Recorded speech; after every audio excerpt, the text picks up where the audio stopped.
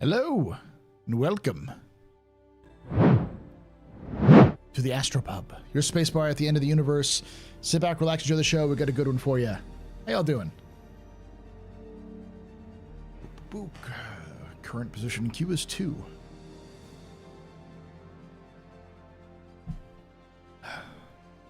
Quack, indeed. Maybe G-Quack?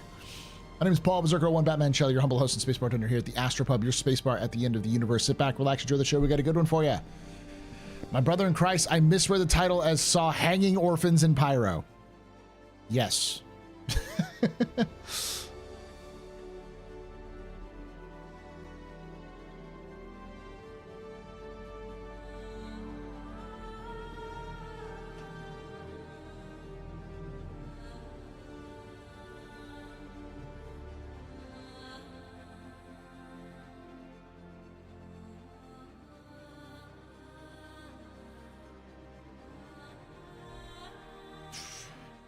How y'all doing? Embracing the pyro life.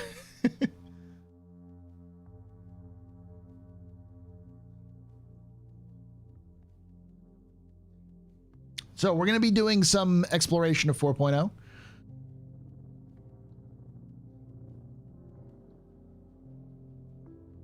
Before we go to Pyro, though, we're going to go to one of my local stomping grounds from before them removing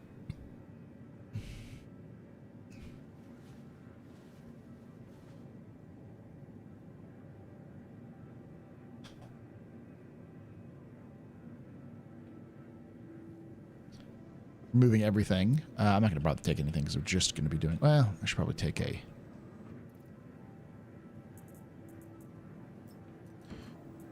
utility. Grab one of those.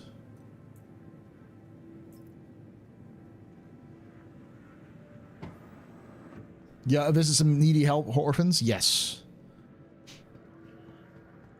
But before my entrepreneurial spirit was crushed with this latest patch, I decided I was going to try to see if I can't. You can even take away my space lasers. No pew-pews. But you can never, ever take away my space game.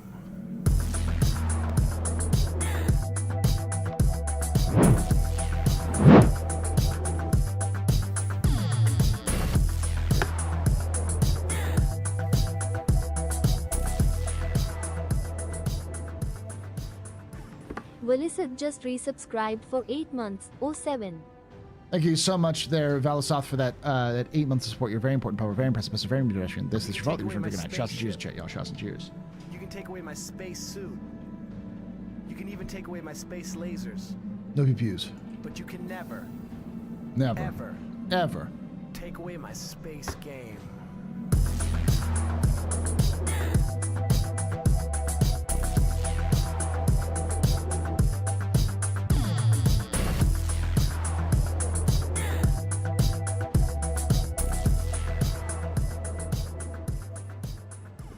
Klepter _ just resubscribed for 18 months. Thank you so much for Glad that. to see Law being the ever-generous patron of orphans. Help them sell their cookies. 07 to the next month and beyond. Thank you so much for that 18 months of support there, Klepto. You're very important, Papa. Very impressive, Mr. Very pedestrian. This is your fault. There's drinking night. Shots and cheers and chat, y'all. Shots and cheers. Let me make sure that I am not. Currently, I am. There we go.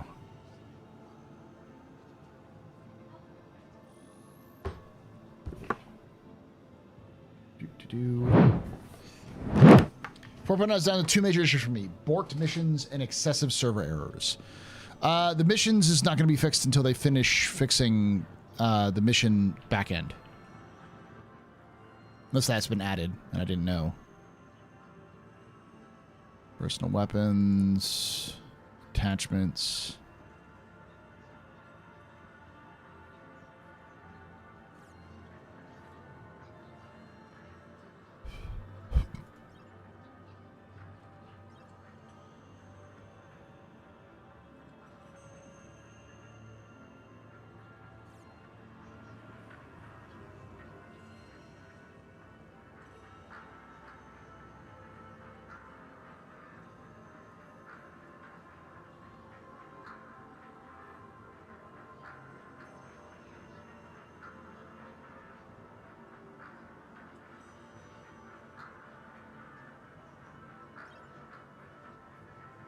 All right.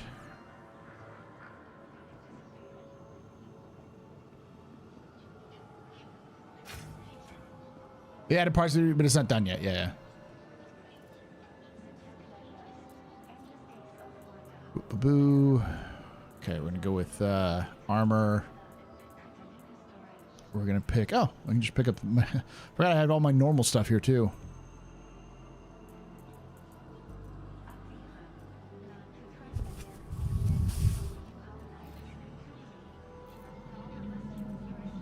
You can take away my spaceship. Spaceship. You can take away my space suit. Suit. You can even take away my space lasers. No pew-pews. But you can never, Never. ever Ever. take away my space game.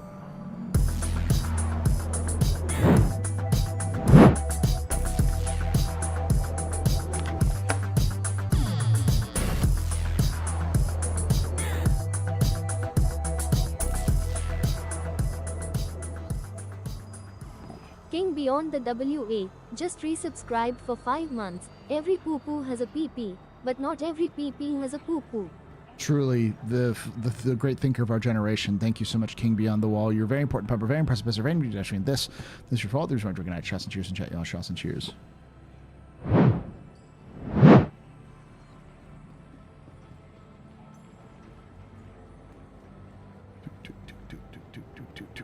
Oh, I'm safe. I mean, it's true, though. Poetry. Indeed. Poetry.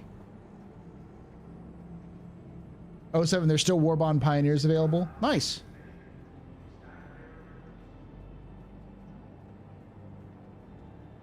You just watched the Crusader lore tour and you enjoyed it? I'm glad. Did you see John Pritchett's sources for is updating the X4's flight model? I did. I heard about that. I'd love to see it improve. I like X4. X4 is a fun project. It's just very basic.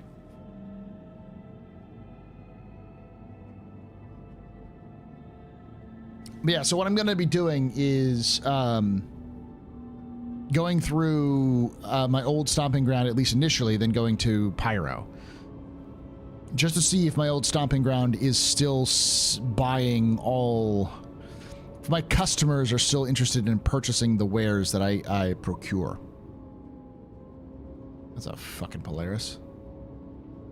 How much you want to bet that's a solo Polaris?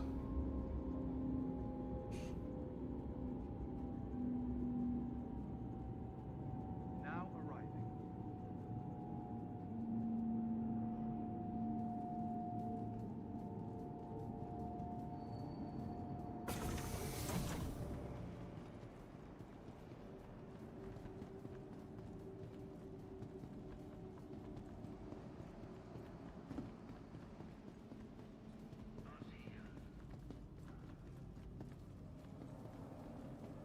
For the latest travel information, be sure to check the departure and arrival boards conveniently located throughout the spaceport.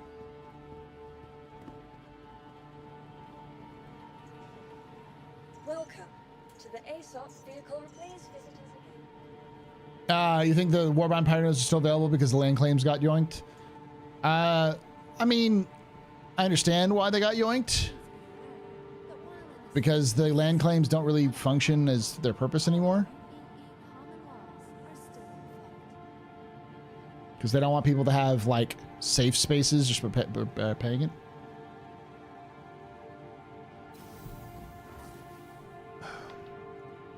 Hold up, Space Ghost. Came in a little hot.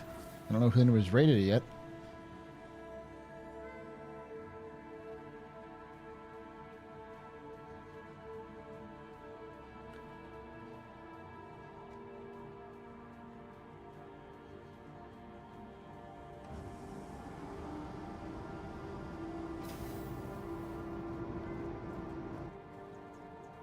Welcome to the ASOP vehicle retrieval system.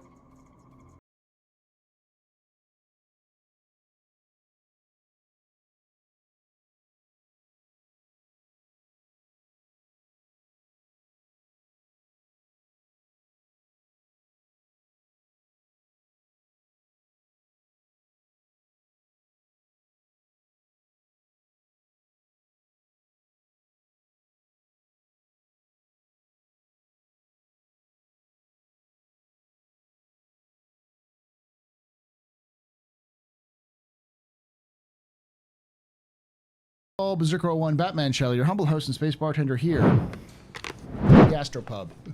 Your space bar at the end of the universe. Sit back, relax, enjoy the show. We got a good one for you. How y'all doing? I am helping orphans and nothing else. Let's see what I want to fly. I have a 600, but I don't have my 315. I don't think a 315 would be a good choice anyways. Let me try my miss. It's not as maneuverable, but it is much better. Please visit us again. Welcome to the ASOP vehicle. You want to fly the 600i rework? We all do, but we just don't have that yet. All right.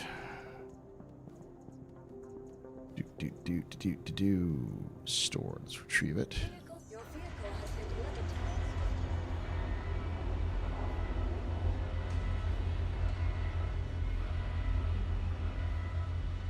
So answer 69 viewers. Nice indeed. What are we up to there, Meg?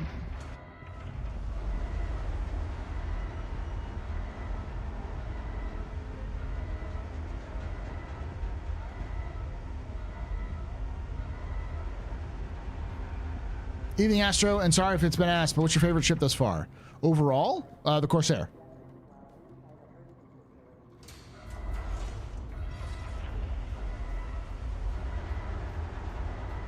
I still like the Cutlass series, but I'm thinking I'm gonna like the Freelancer series more when, you know, 4.0 is fully out. Just because the Freelancer series is reliable. Saving Stanton? Nice. Ah, okay. Shoot, per power went out. That sucks.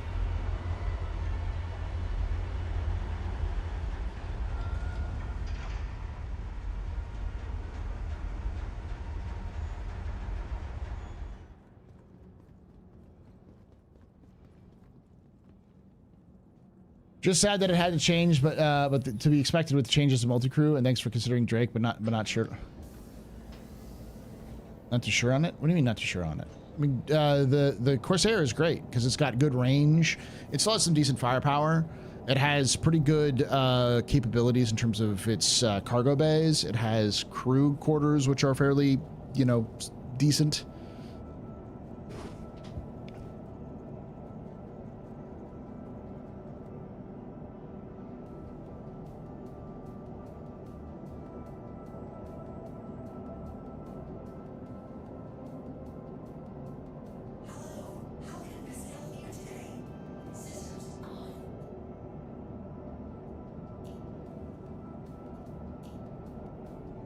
God, it's a lot I can put into shield gens if I wanted to.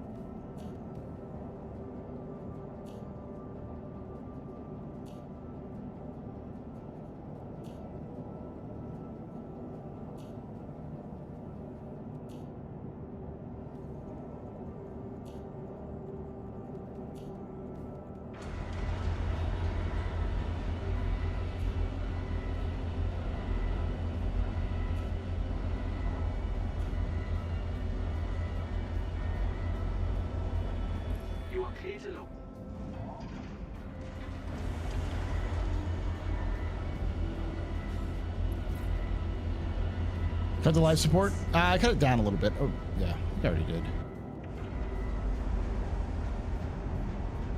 Put it down to minimal. Dem biddies. Is it bad that I'm buying a working elevator pass at this point?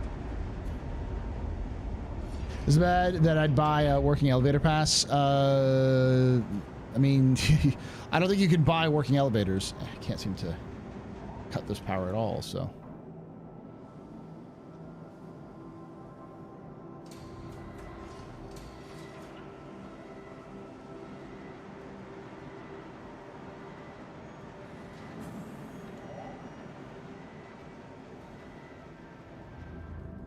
Them biddies. Indeed.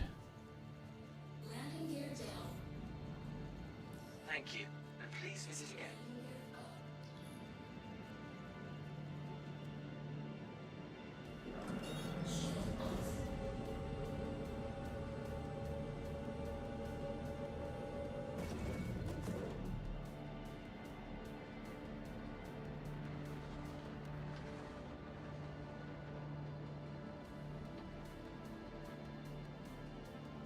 Let's see. All right, I gotta go to the moons first.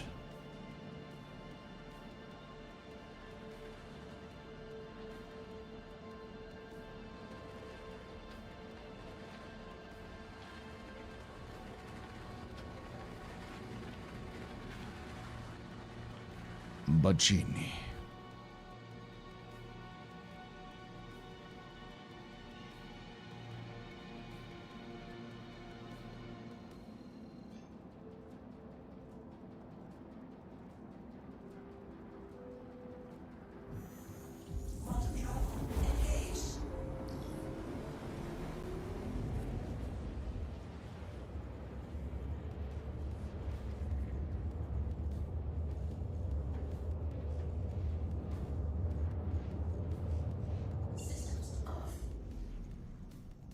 The fuck did you take me? Hello, how can Miss help you today? Systems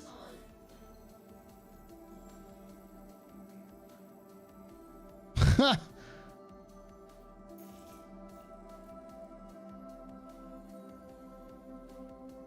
Washout. Paradise Cove, Scuttle. Oop, Samson Sons, there it is.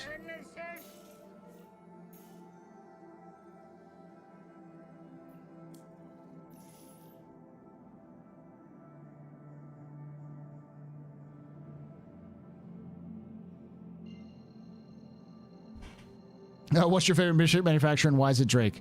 Honestly, because they have the best. I like their aesthetic, but also the big thing about them.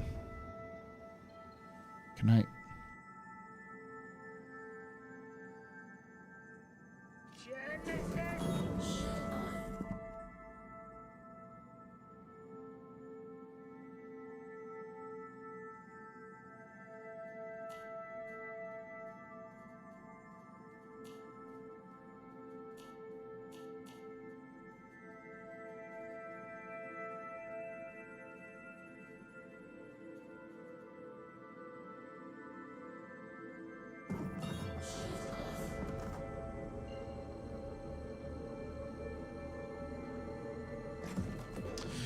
I wish CIG would master one feature, then make sure there's no bugs, then add another feature and rinse and repeat. Do you want the game to come out in 2975?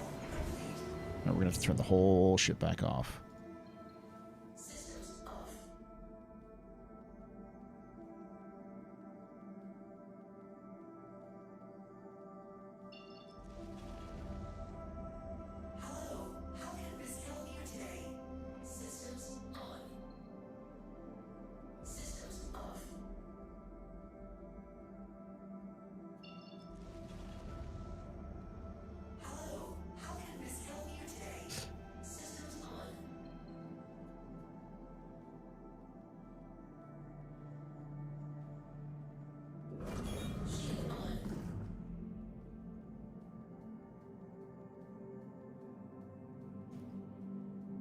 Yeah, you can't put in final features. That's not how games work.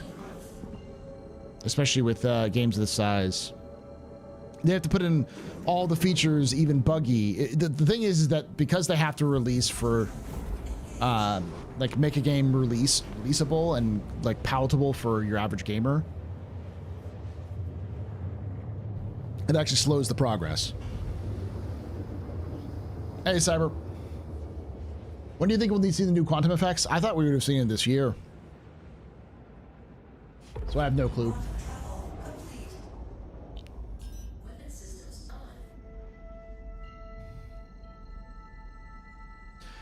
Hey Astro, why do you hate the Redeemer? It's a long story, but the short story version of that is that it won a contest that it shouldn't have won.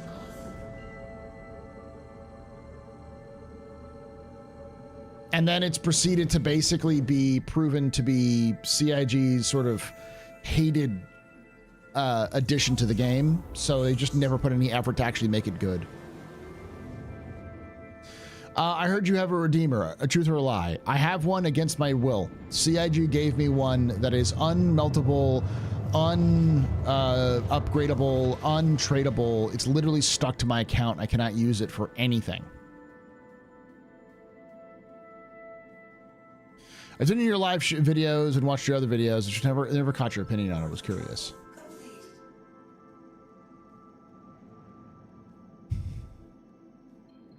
As QA, I think most bugs slip through as the tempo of demand new content is insanely high. But I'm sure.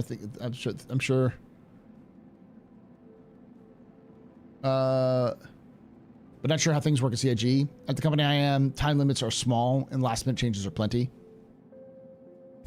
Almost certainly that's part of the case.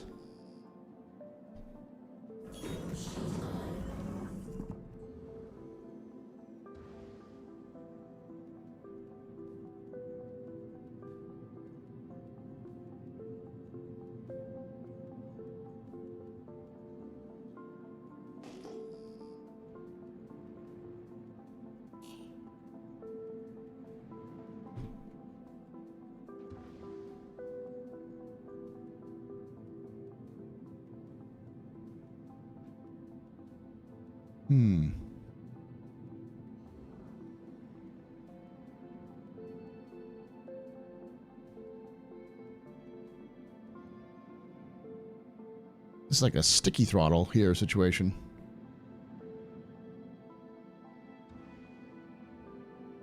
I did not put that on, I don't think.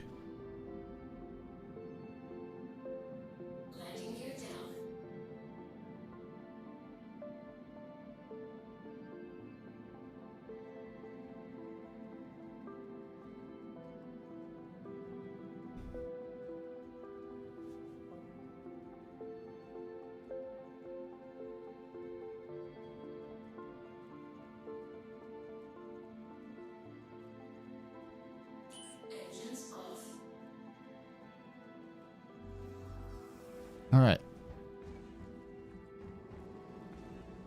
Did you did their sales event tank?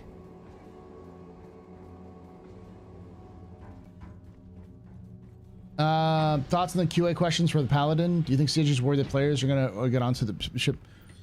Do you think CIG will worry that players are now onto the ship post-ship sailed nerf? I mean, they always do that. There's like...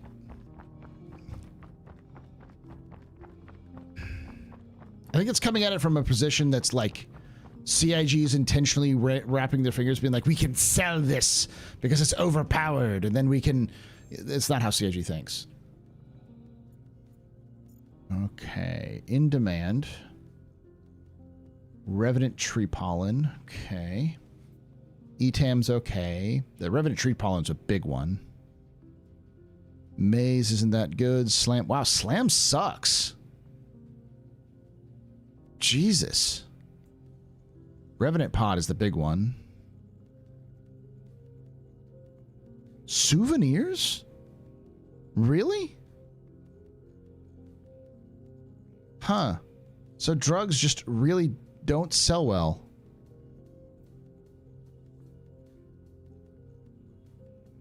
Oh, no, my bad. I'm misreading that. That's 291 SCU. ETAM is 10,000. 652 SCU. Am I reading that right? The K there?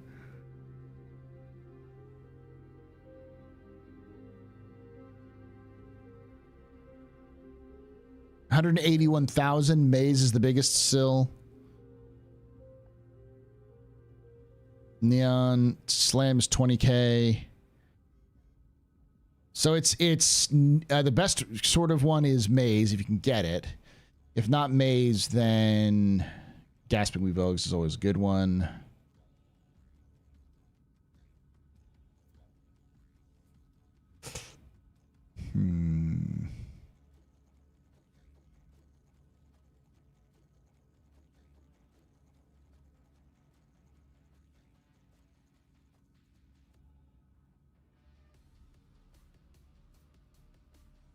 Oh, recycled material composite. Oh, that's interesting. Boo, boo, boo, boo, boo. Widow. Drugs. So it's maze, then gasping weasel eggs, then slam, then neon, then widow. No, then etam. Okay. And then Atusha toxin. So I'm gonna try all of these. I have an idea of where to go to pick up some of these. I'm gonna check some of the stations, but I'm mostly gonna check some of the landing areas.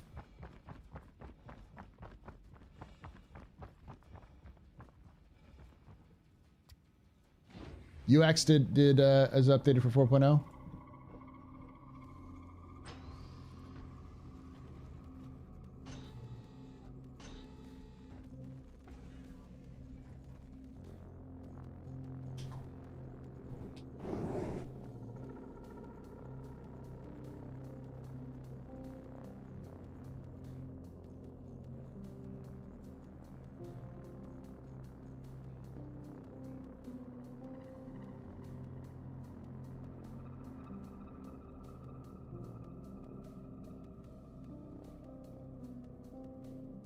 What is UX?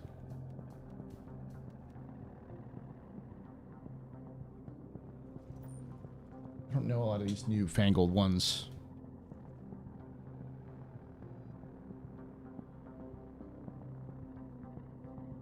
UX Corp.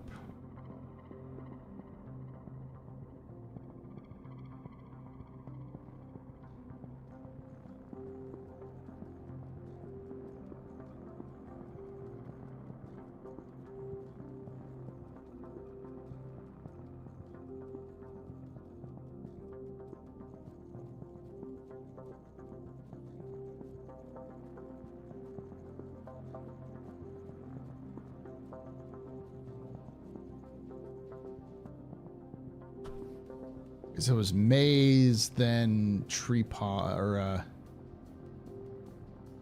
some of this. It was gasping weevil eggs.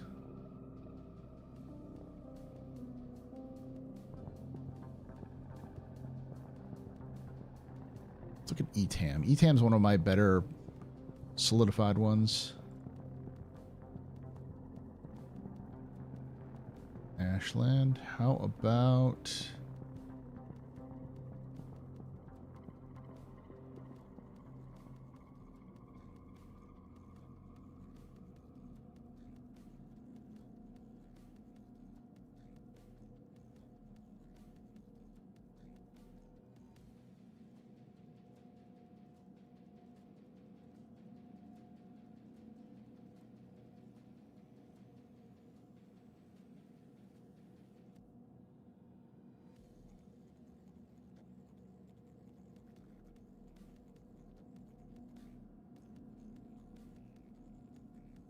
Neon. I think... Where can I buy that? So I gotta go to Ashland. Okay. Let's go try it. And honestly, CIG can hate a lot. CIG also hates to be held accountable. We would still do that, right? No adult toys? Not that I know of, no. They can't communicate the process properly. It's the big problem. Well, here's the question. The problem is...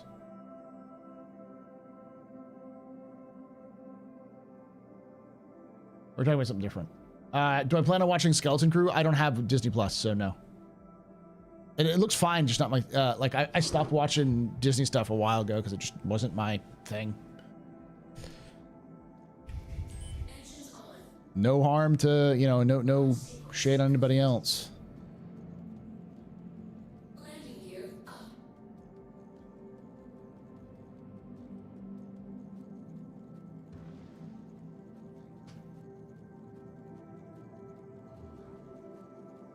Economics is coming with 4.0? Yeah. Yes, gastric weevil eggs is used as an alien aphrodisiac.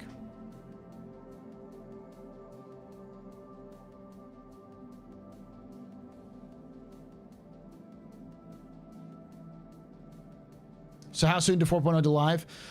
Well, as of last week, CIG is committed 4.0 for this year. So they are committed 100% to getting it out before the end of the year. So my guess would be, let's get in here. Let's hit the pyro. Crack ass end of the year at December 20th. Magnus Gateway. Where's Pyro Gateway? Okay. Let's go. Let's go.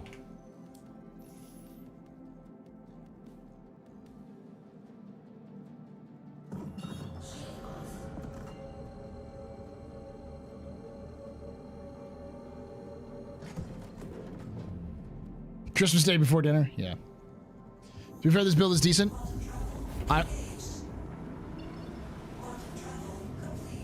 I will say, I agree. This build is pretty decent. I actually haven't really experienced much of an issue in terms of the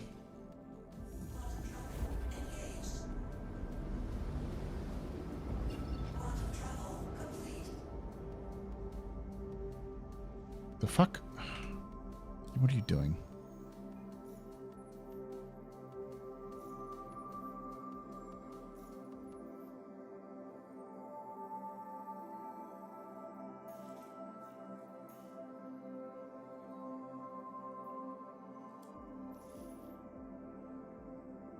There we go.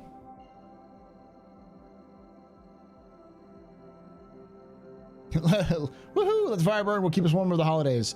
CIG is going to have a skeleton crew that sticks around and tries to hot fix some of the stuff. There'll be some people working from home while they're in the holidays to try to drop some hot fixes. It'll be playable by January, I think.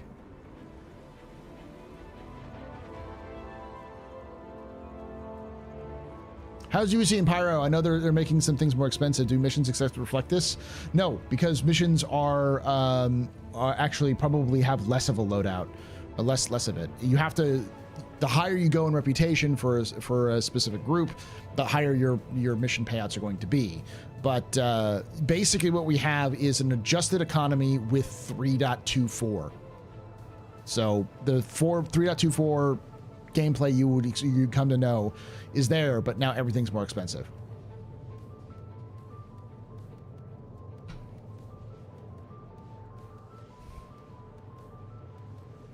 This UX Corp is pretty good. Ashland.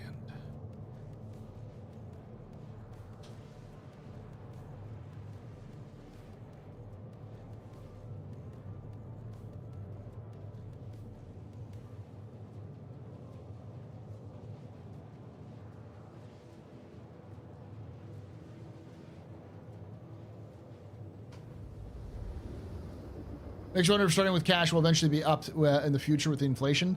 They already have, like, basically all modern packages come with 20K cash. So it's clear that CIG is already starting to think about how expensive things are going to be. Is CIG bullying us by taking away Save Stanton with 4.0? You mean we can't make 340K AFKing with Tressler anymore? There'll be other new and exciting ways to do that.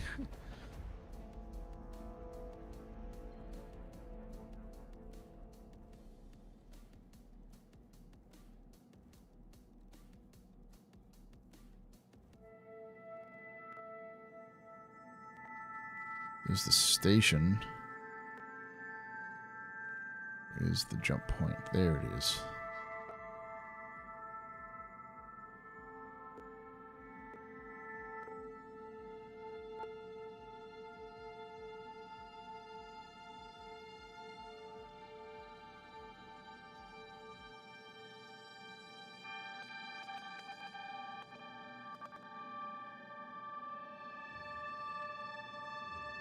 I don't like this.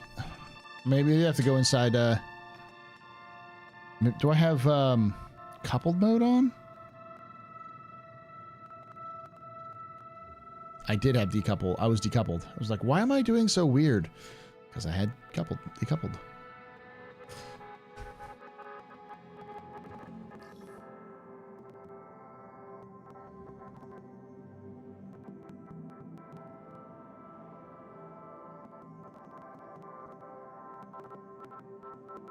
The in-game music is kind of getting weird.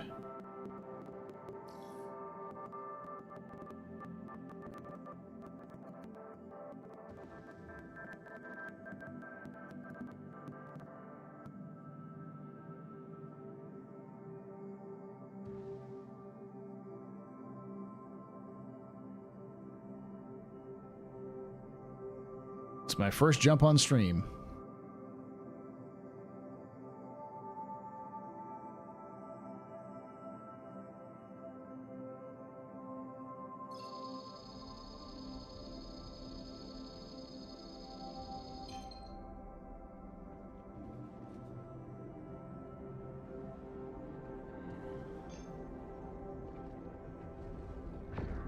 There I go.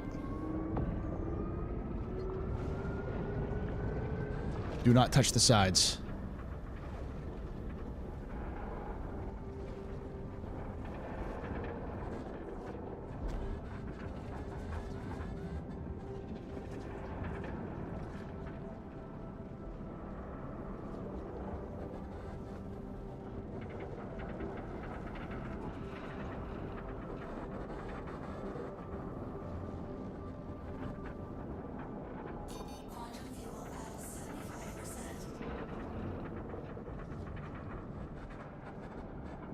Ride the streams, ride the stream.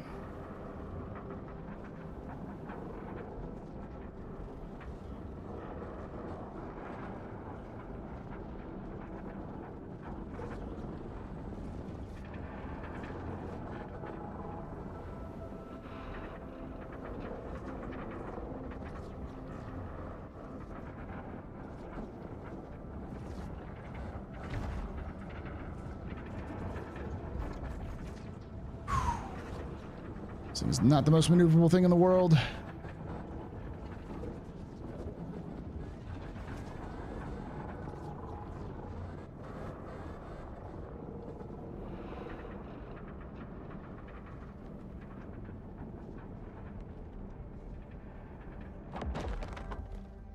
Ooh.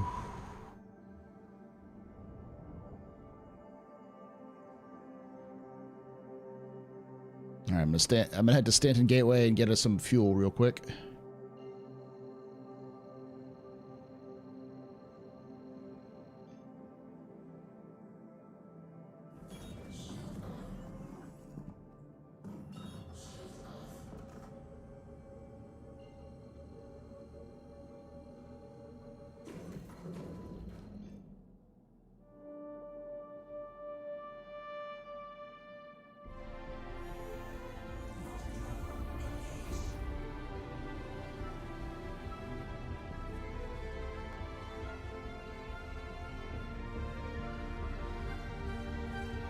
It's doing that again.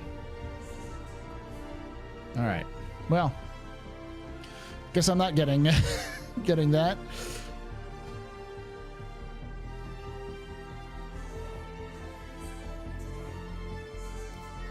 All right, let's go find Ashland.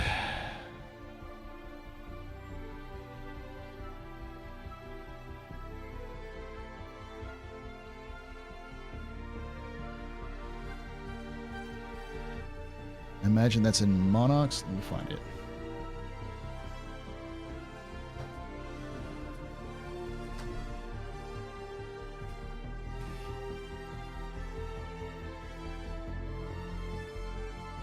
Oh God, it's in Pyro.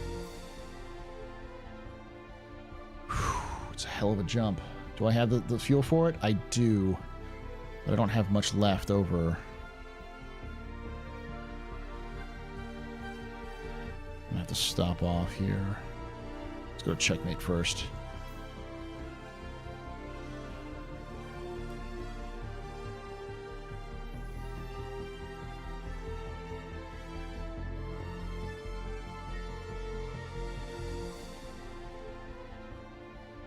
Oh. Taco Town.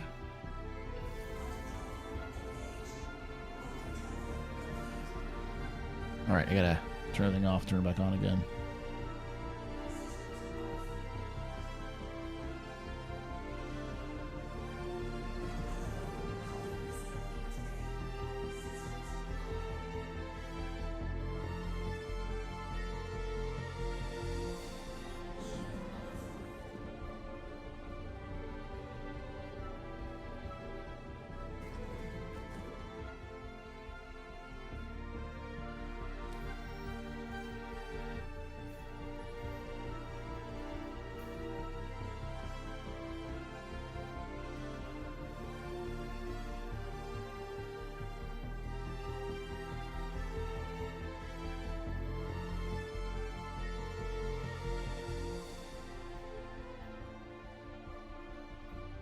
Rod's fuel and supplies.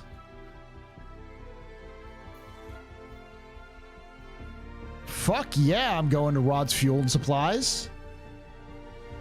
Jesus fuck, it's Bob's Moon.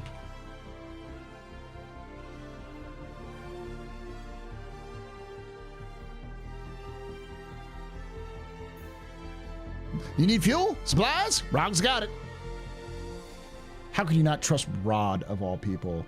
Name like Rod? Salt of the earth, that Rod.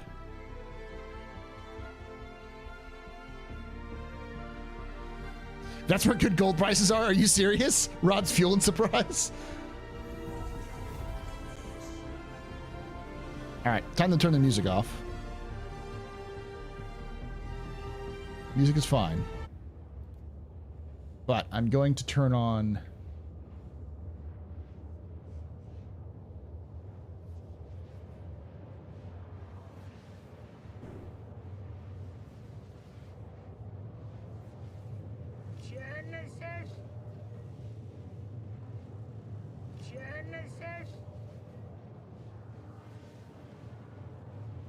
All right, let's go with Wanderlust.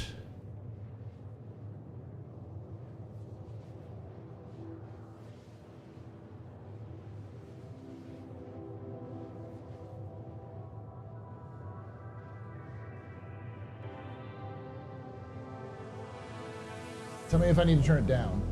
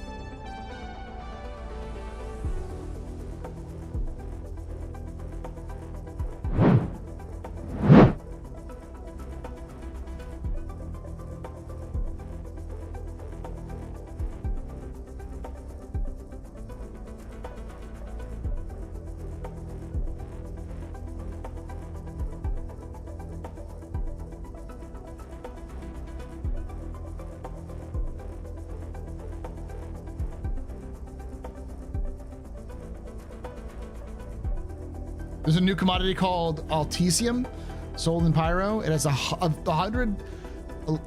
Where do you sell it though?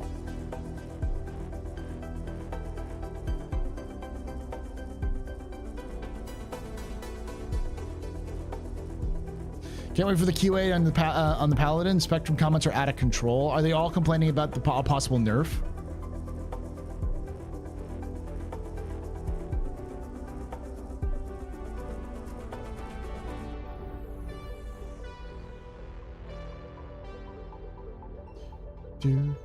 Do.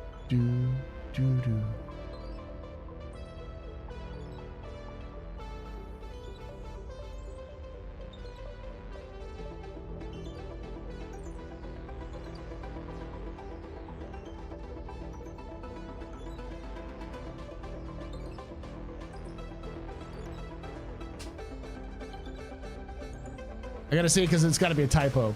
Altesium? Is it for like isn't that the name of one of the like isn't that oh what's his name? Oh. Ultimate Energy, right? Atlassium? Atlassium? No. Is it actually a like something from another franchise?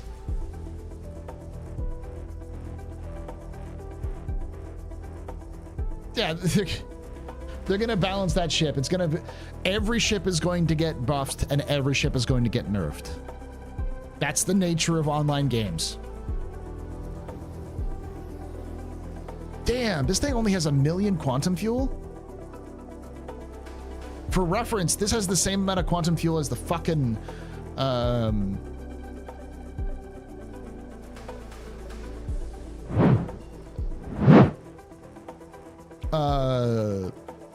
Endeavor. Not the Endeavor. Intrepid. Endgame. All right, Rod. Coming in for a landing. Is this a new type of station?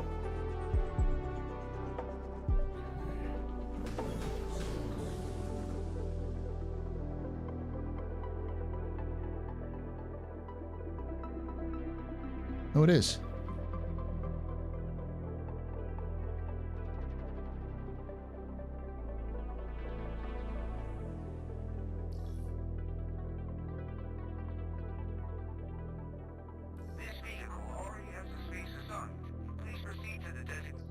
I love the new voice.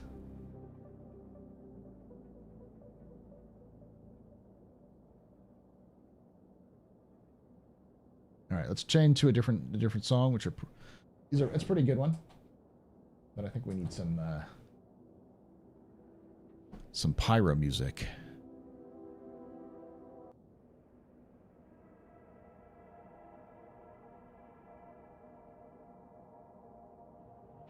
This is all from Waka and Flaro's album called Pyro, which is their sort of songs inspired by the Pyro system.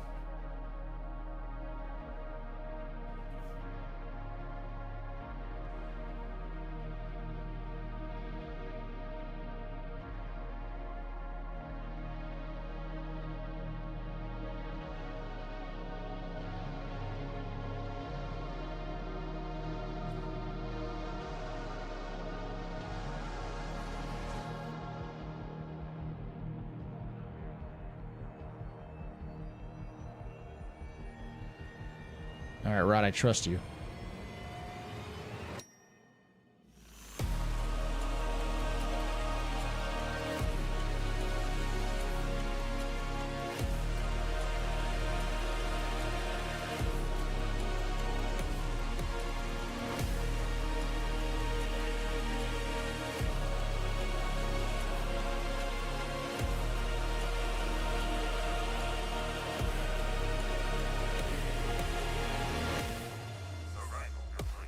Arrival complete.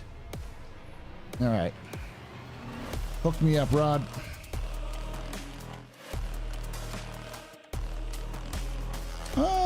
Quantine's not bad, only about 1,000.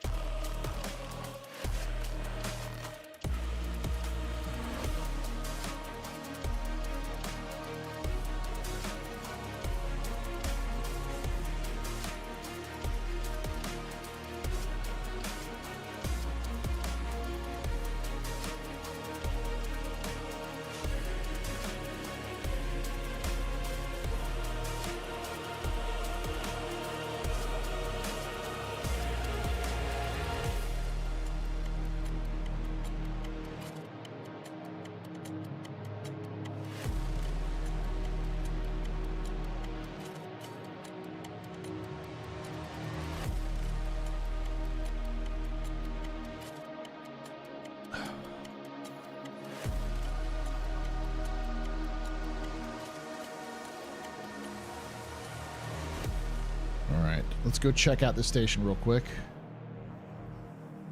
See what Rod's got to offer.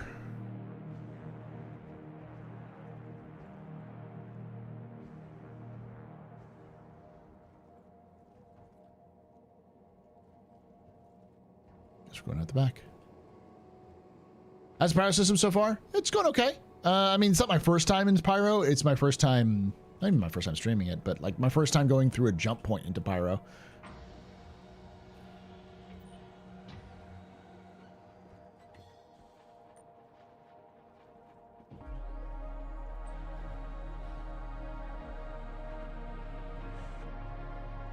Sorry, Rod, I don't trust your place enough to store my thing here. I do want to see what you're up to, though.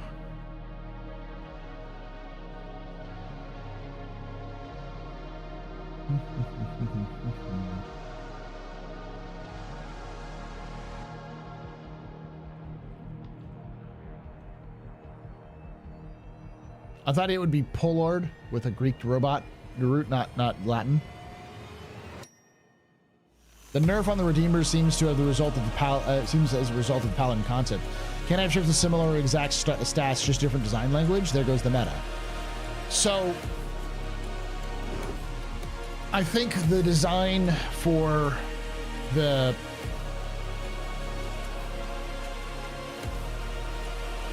purpose of the Redeemer has changed. It's originally was always supposed to be a little bit more nimble.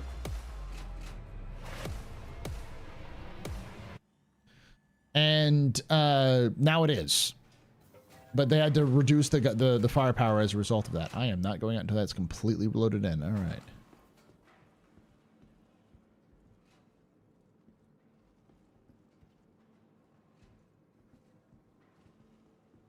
All right, let's see what we got here. Caught today. Good deals, best in the market.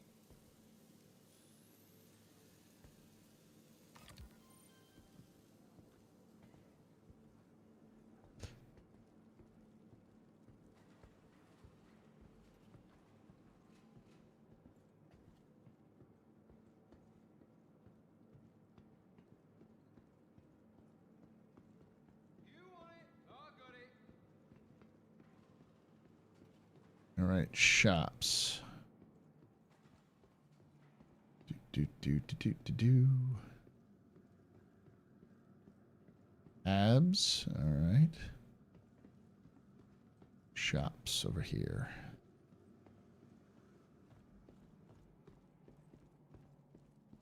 How I think it's intended as a mini hammerhead targeting those smaller, more nimble ships, whereas the Paladin's target is a larger ship. Yeah, I think that's kind of how it is. All right, let's see what you got here at the commodity shop. All right, so you've got waste, gold. Yeah, you're right. It's pretty good gold. Human food bars. Oh, shit.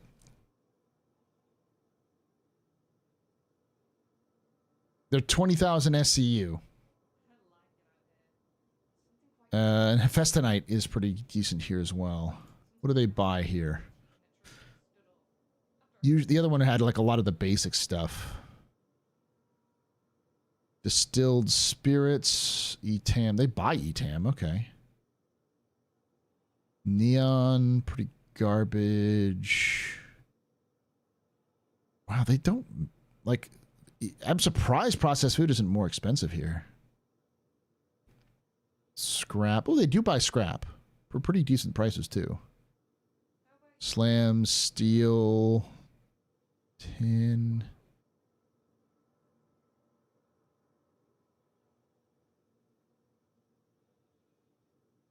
I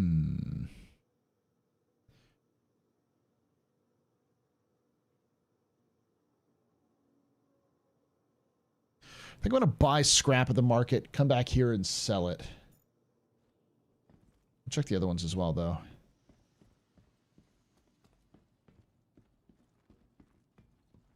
Repel. Okay. Redeemer was this nimble with its former firepower and release. How is it essentially reconcepted? Everything sold is a different thing. It's not cool. I mean, that's how it works. The Redeemer is a giant mess because it's a giant mess. Oh, guns and ammo. What do you got here, partner? Where's your fucking... There's nothing fucking here. Partner, where's your shop? It says guns and ammo, but there's no guns and ammo.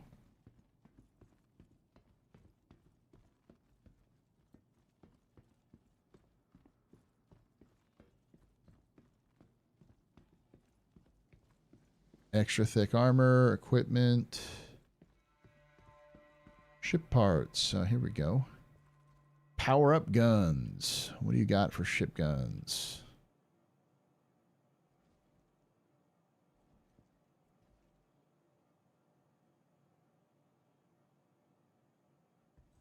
That's not working.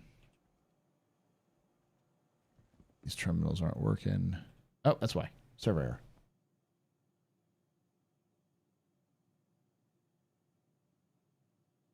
There will be a shop after he robs you.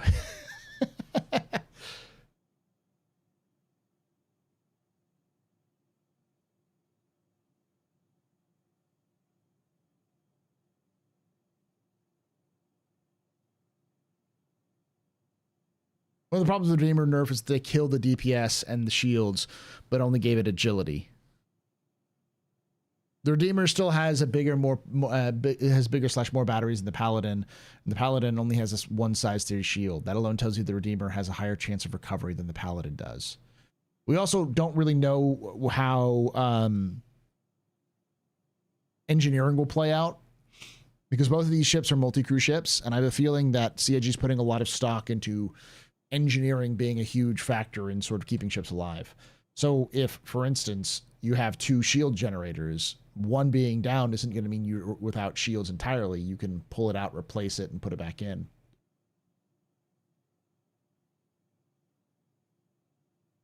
The Redeemer is not a fighter. It's not a heavy fighter. It's a gunship. It's designed to protect other ships or to fight off other ships. It's not designed to, like, be an assault craft against fighters.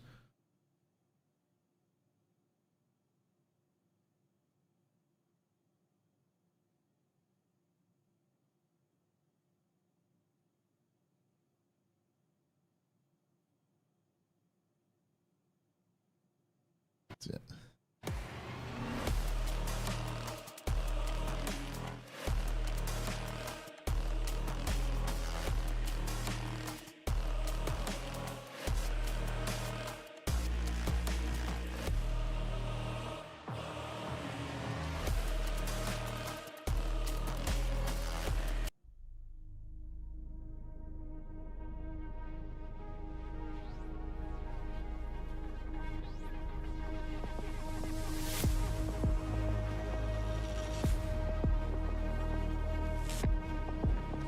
But if CG keeps selling ships after launch, they'll be less players for multi-crew maybe? I'm just not sure how that gameplay scales with current business model. So, CIG is going to be selling ships after launch, just like they said they won't, but they will. But I doubt that every single person is going to be buying ships after launch, because there's a couple things you need to remember. One, a lot of these ships will be like the worst version of the ships that you can buy.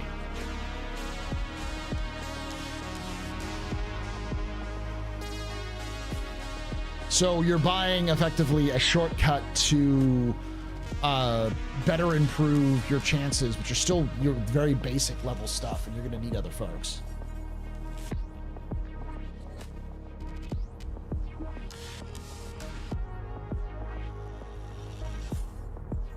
Yeah, once ships don't just detonate, that means you can stay in the fight longer with a good damage mitigation crew. Sure, taking less damage is better from the start, but once those shields pop, it'll be a longer fight if someone's constantly repairing significant components. Yeah. Once the game is out for real and no more resets, then in game is better, is the better way. Exactly. What you'd basically be doing is getting yourself a jump start to play with other folks. There has to be some middle ground, though. Like, if you, for some reason, hit a size 10 torpedo to the face and a cutty black, let's say you're just going to be disabled. No, you're going to die. It'll blow up your... it'll destroy your ship. But it may not actually, like, blow you up.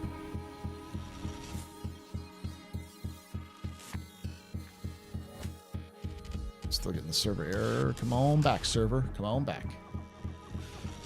No, I just I think the way that CIG makes money is going to be with a single player game.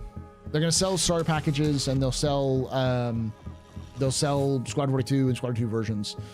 I think what CIG is going to have to learn very early on is that they need to start making cosmetic options be a main selling point, and CIG is bad at cosmetics. So if CIG is bad at cosmetics, they need to be able to sell customization in some way that is meaningful and fun for players, but can earn them money at the same time. Like the current way that they do like ship skins and armor skins is just atrocious. It's bad. It's not going to work long term. People purchase them, but I can guarantee if they sold cheaper options of things like paint palettes along with the armor skins so that you can adapt that armor to whatever color you want to, they'd be making more money. Yeah, interior customizations would be another thing. And as long as there's options in game for you to do it, it's not too bad.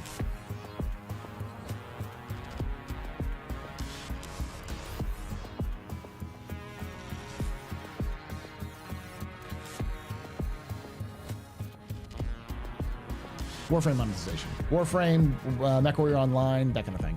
They all have the same stuff. Let's see what we're looking at right now. State is now idle.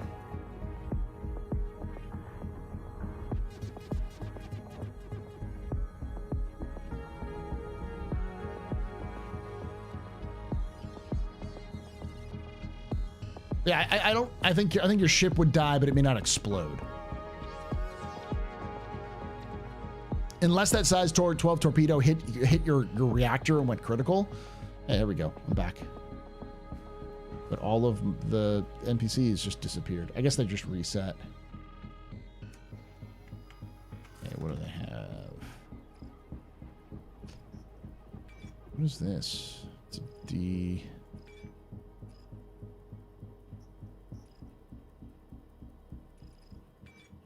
Size 1.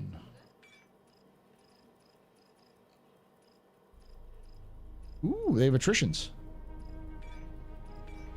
Ooh, they have attrition 3s.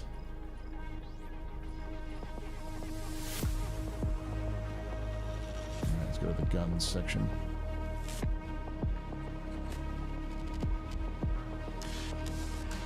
Hello, sir or madam. I wish to purchase your finest weapons and armor. Please give me Castac weapons and armor. I will accept nothing else. Or you can crash on me again, game.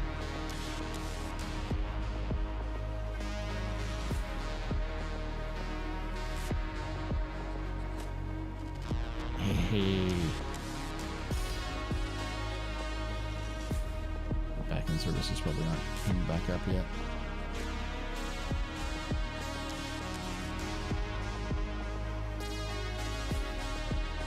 What y'all doing over here?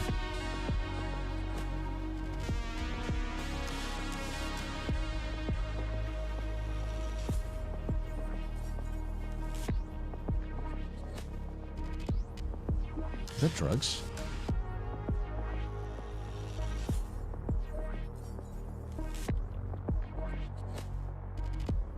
This is fucking maze. What the shit?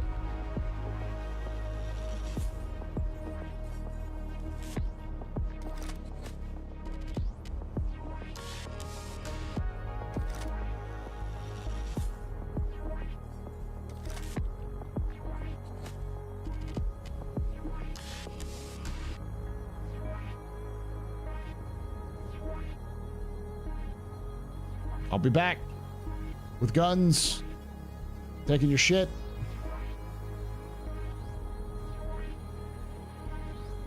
I'm robbing them blind the first chance I get, chat. That's I'm sorry, Rod. This shit's mine now. Oh god, do you actually fucking work? There's no bartender here. I am the bartender now.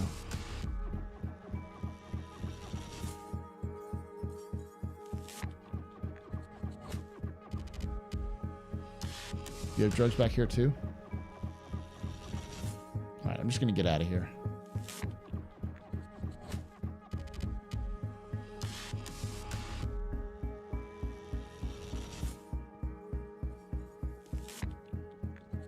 Drugs.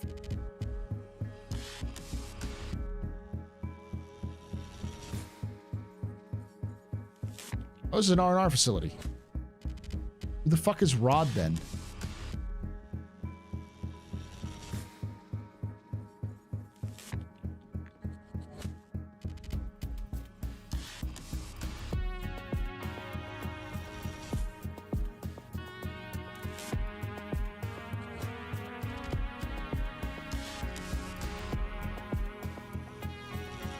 Hey, there's the server error. Just say no. Shush. I'm not using drugs, Cruel. I'm selling them. Wouldn't Aegis be heavily shielded because of the Aegean Cold War, but Anvil more heavily armored because of the Vandal? I may be getting my lore wrong, though. It sounds about right.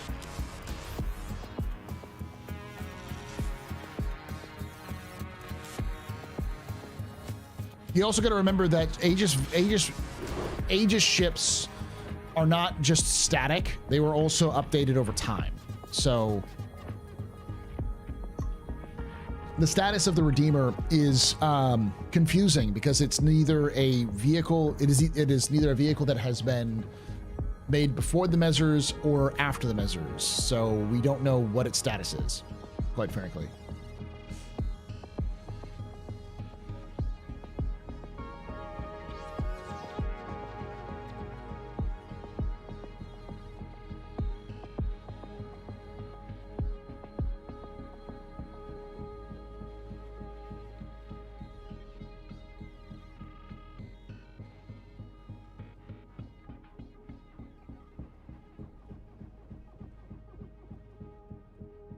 Then why the poor shielding on the Retaliator? Because it's older.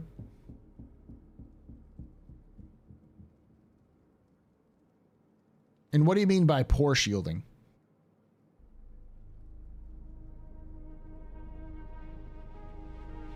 Selling drugs will lead to more orphans to save in the future. One step ahead. Exactly. Well, see, I'm helping the orphans. Okay, the orphans are the ones who are making the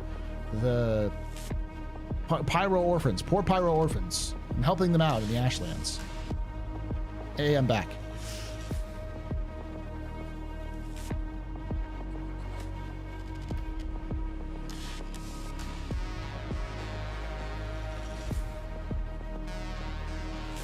Size 4 ship with 6 size 2s instead of 1 to 2 size 3 for its size.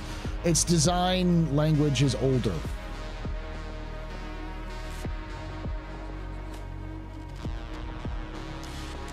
There's probably a gameplay reason for it too, but in the lore reason, it's one of the first ships of its size to actually have shields. So it was probably designed with smaller shields in mind in general. Let's come back up.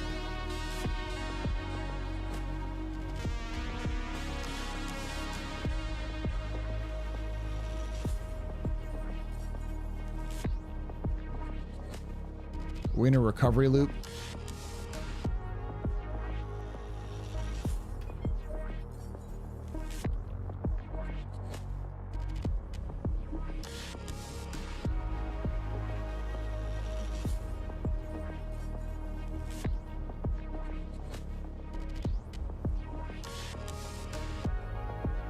This may be a very short stream then if we're getting into the recovery loop errors.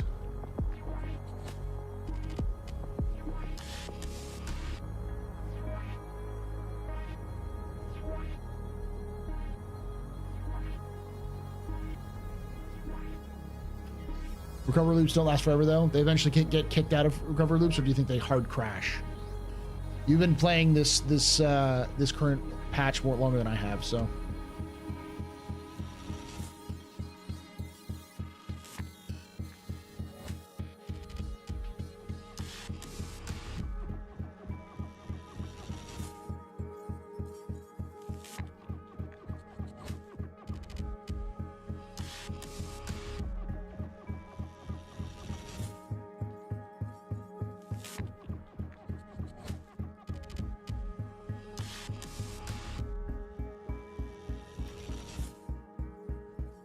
Did they ever explain why there are asteroids with massive chunks missing? Mining.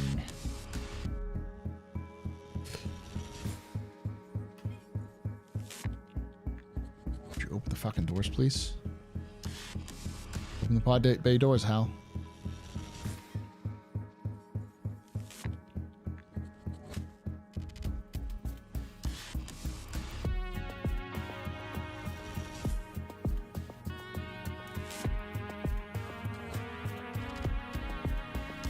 I've had 2 back-to-back right now. Hey, Red Erica. Someone hit us up with a Genesis.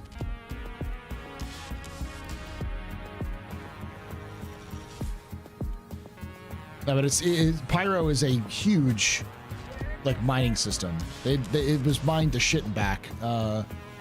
Hey, there we go. Find the caught on.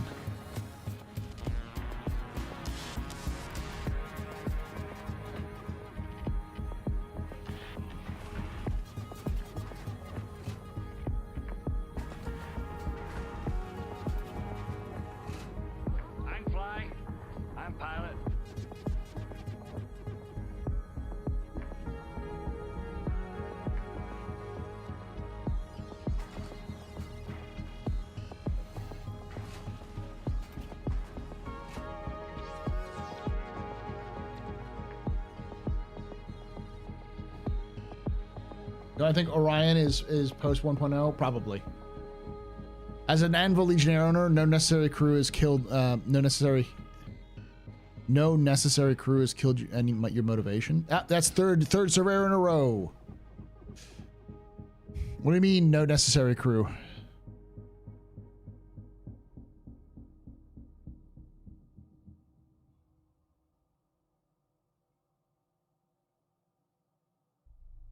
No NPC crew. I mean, I hate to say this because every time I say this, someone takes this out of context. So I have to do a long speech beforehand. Star Citizen will need to have solo content available and needs to support a solo experience, especially for new players who are just starting out.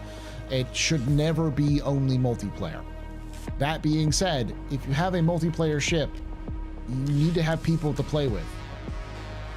Never expect yourself to be able to just do whatever you want to. Especially ships like drop ships. I don't see how drop ships or boarding ships are going to be very valuable to a solo player anyways. There's just not a lot of gameplay opportunities with them.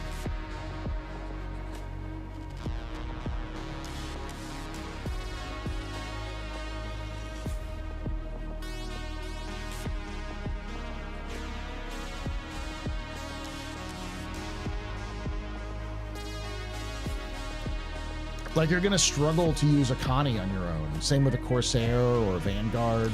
Oh, Vanguard's a little better. 3600i. These ships are designed with multiplayer involved, multi-crew, especially with things like repairs.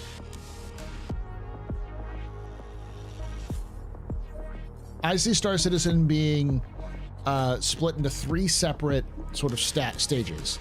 Stage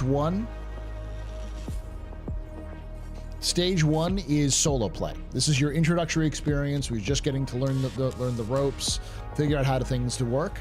Stage 2 is group play. So this group play, CIG seems to have nailed the 2 to 6 range. So some missions are going to be technically achievable solo, but better with a crew of 2 to 6, either in 2 to 6 different ships or one ship with 2 to 6 crew members. And then the large group gameplay. These are like the raids, the dungeons, that kind of stuff. I think dungeons will probably be 2 to 6 as well, ish. Like the infinite salvage loop of the depths of Area 18.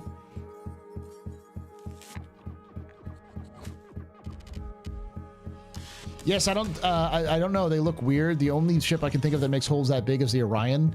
And even small compared to the asteroids, it looks smooth. I'm overthinking it anyways. So, so there has been other, like, have you seen the laser extractor ships or stations in Broken Moon? Those are terraforming. Those are terraforming platforms. And those lasers are similar to what you'd have for mining operations on larger stations. The largest actual mining stuff that you haven't seen it yet, but it's in Squadron 42. And you actually have, if you watch some of the trailers. The Shubin mining station is this gigantic mining station. It has 3 lasers that are like that like gigantic laser, terraforming laser. So there are definitely like devices in the Star Citizen universe that can rip up an asteroid into pieces. They're just big, clumsy, difficult to move, and are mostly designed for very specific operations. Yeah, Archon. Shubin Station Archon. Here, I'll show you while I'm being like moved around and stuff.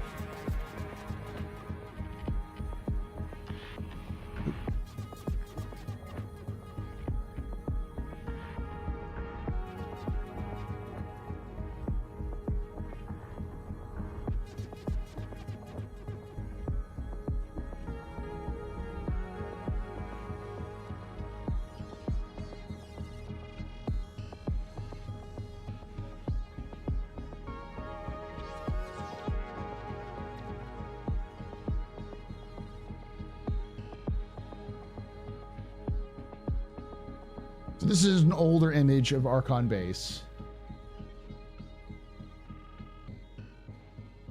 It gives you an idea.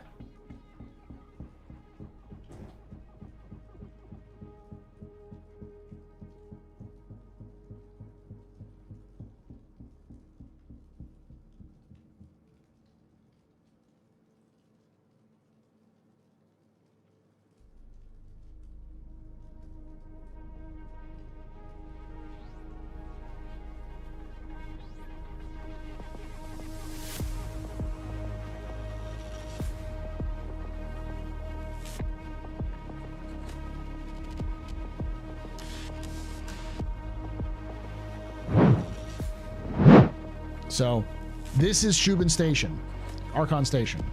That is a Gladius. Over here, I believe that's a Cutlass, maybe? And if we close this out, that it's harder to see this one, but you can see the station here. That is one of its mining booms. It has 3 of them.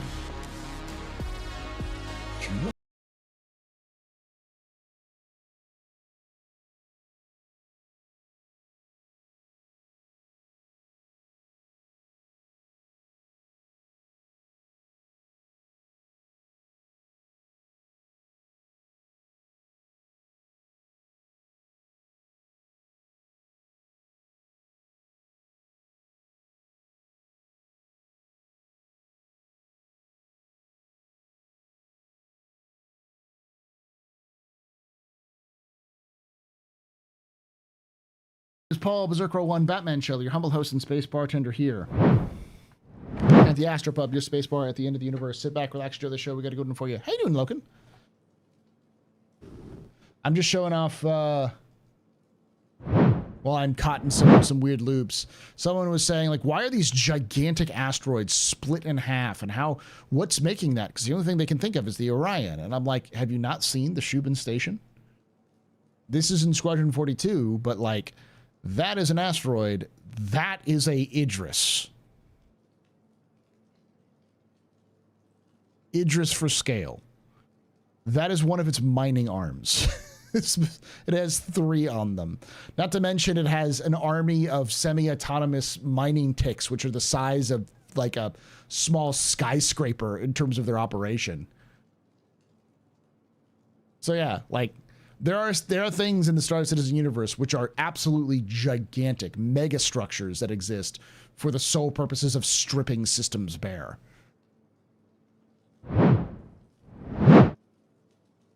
We just don't see them because the players will never have access to them because there's no reason to.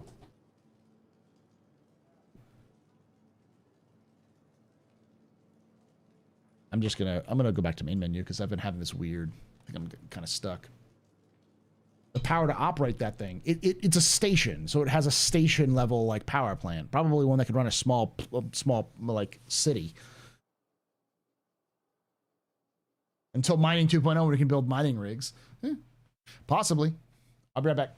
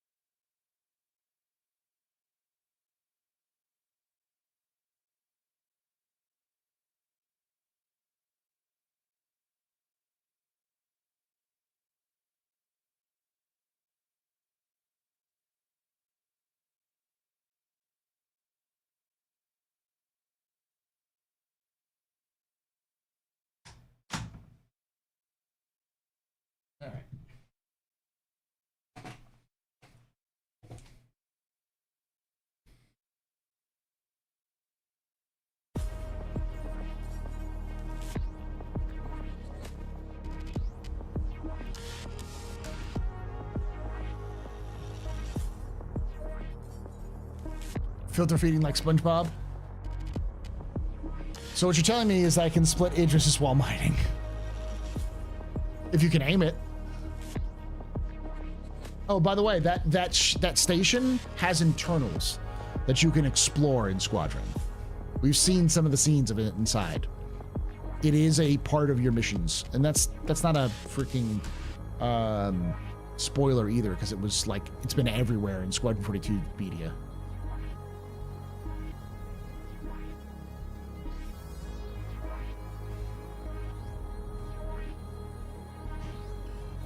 Question, is there a UEE ship called the Valiant? No, there is a version called the Valiant, which is the Gladius Valiant, which is the name of the Gladius that the first human who ever killed a Vanduul in a dogfight flew. Sorry for disconnecting. Switch devices to type better. That's fine, Curticus. With the Legionnaire, I expect myself 2+ game package, NPCs conducting escorts, not a full 8 though. I had hoped with a 1 to 10 ratio they mentioned long ago that I could bring a small drop squad. They've even said that they don't want you to be able to have a small fleet that you can control with other ships. They said that they don't want to have that sort of thing happening. You can hire other escorts, but not like control them. It's not X4.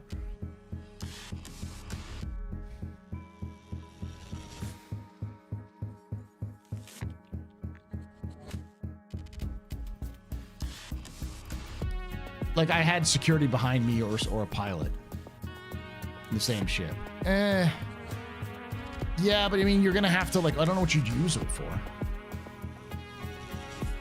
Any ideas on how escape pods will get weaved into lore? Any clues on what we will, how we will survive in a pod?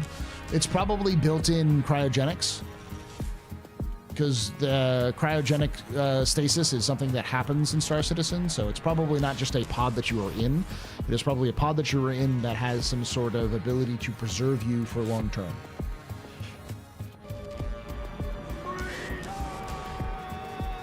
Glad to be here. Thank you, Cypher. Thank you for hanging out. In the same ship.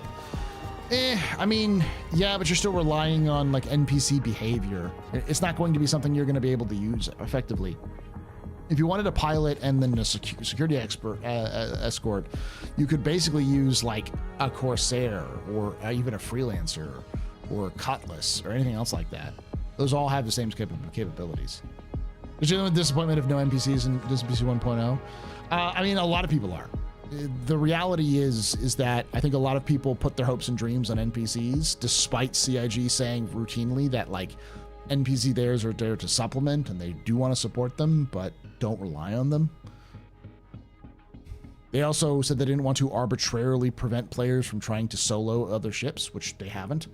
And they seems like they're in that direction, but why am I still repositioning?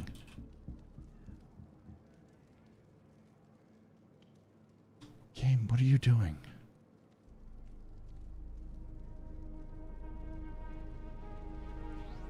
Why am I invisible?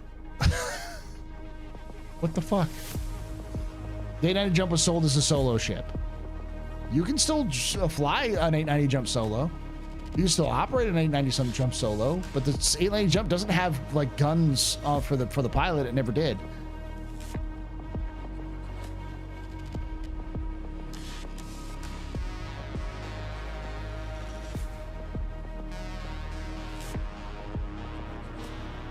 You're saying that the 890 Jump was sold as being able to fire all of its guns as a solo ship? Yeah, please link that. That is an incredible statement, which requires some evidence for that. Because as far as I know, it was always sold as a super yacht.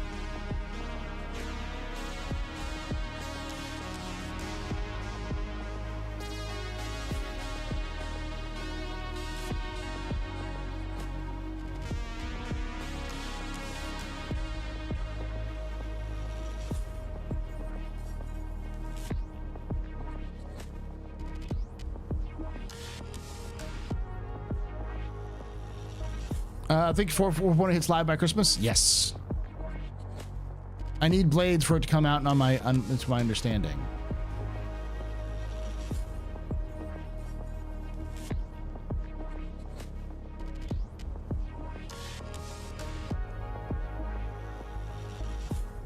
4.0 next week, please. Well, I mean,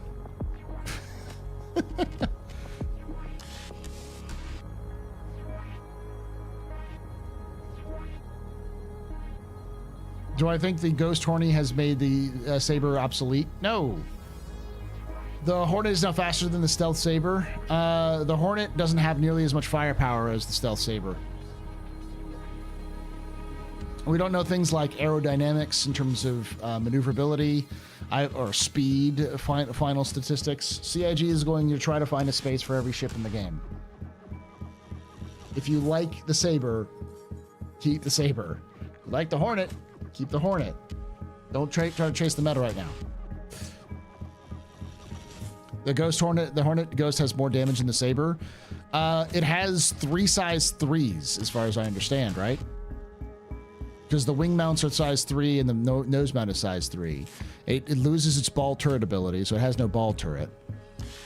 Whereas the Saber has 4 size 3s.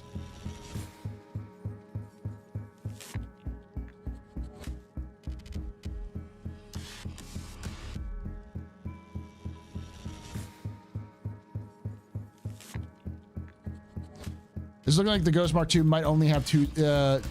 Oh, right, because I think the nose mount is gone on the Ghost, isn't it? So it's just 2 size 4s.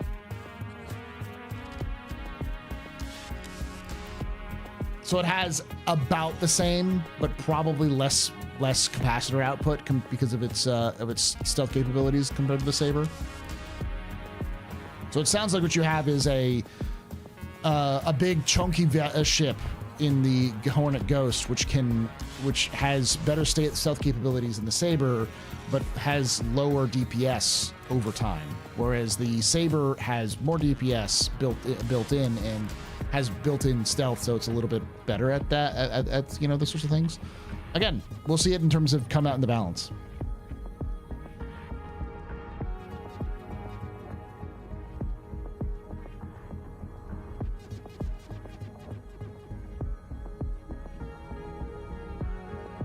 One of the things I'm going to drill into everybody here forever is every ship will be nerfed and every ship will be meta.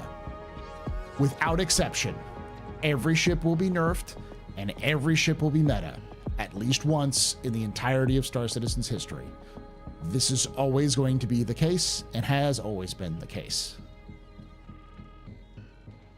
You can equip an S7A nose turret for 2 size extra 2 size extra 2 or for 2 extra size 2s.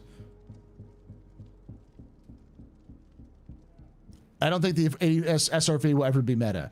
Jin, did I stutter? Every ship will be meta and every ship will be nerfed.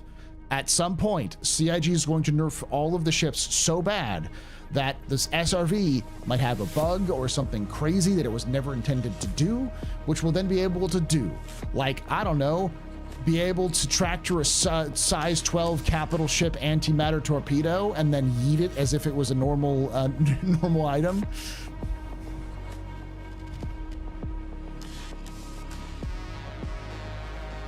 According to Urkel isn't the final.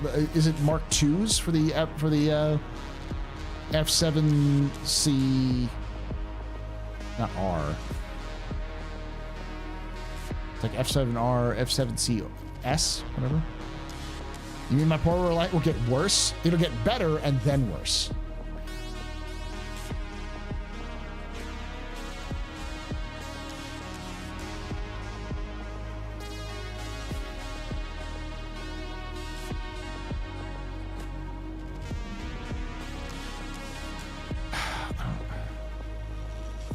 The actual fuck game. What the actual fuck? All right. Exit the main menu. I may have to like recopy my account or something. Because it's completely hard locked me out of getting back into the game.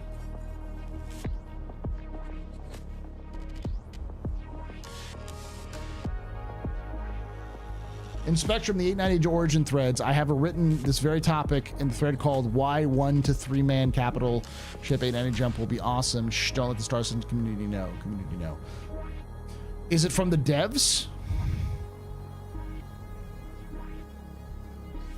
You're being blocked by CIG. I'm being repressed.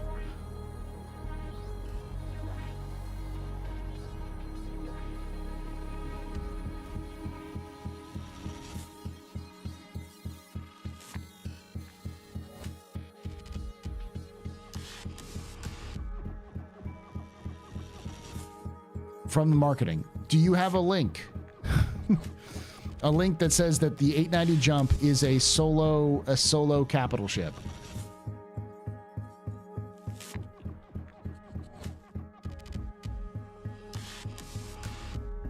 Then can you please post the link?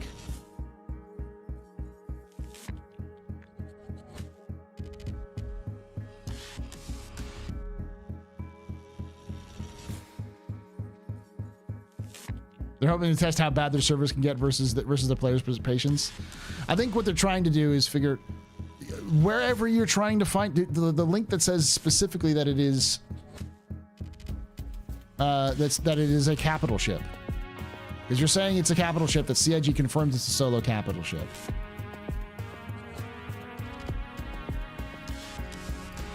This requires some evidence. Okay.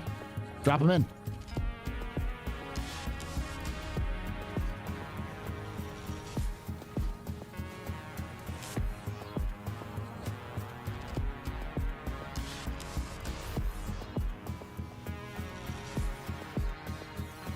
The AI is working here. That's great.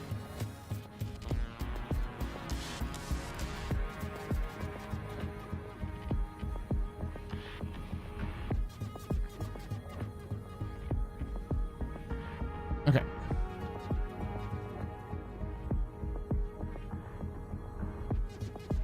All right.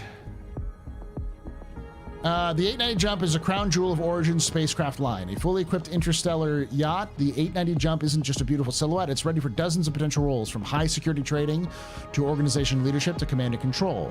The Origin 890 is a rare sight, but a lasting one. Its very presence signifies power. Is used as a personal transport. The 890 Jump is prized possession of CEOs, politicians, hollow stars. I'm looking under the, I'm emphasizing his own underline, because he's saying things like underline personal transport, stuff like that. Exploring uncharted stars, Vandal inbound, Pirate Cutlass's factor, troubled local customs, that's their funeral. The 890 Jump isn't just a beautiful silhouette, it comes factory equipped with a lethal array of defensive and offensive weaponry, power enough to take anything an enemy can bear. Boarders will think twice before finding themselves a pair of up against 5 turrets, 2 missile launchers, and a pair of point defense batteries. Okay. Okay, so this has these in red, single pilot operation. I don't see, nowhere does it say, okay, here we go. The ship offers 2 optional control centers, a standard bridge and a battle bridge, either one which allows a single pilot to control shipboard operations. I think this is a misinterpretation, but we'll go for it. I'll pull it up.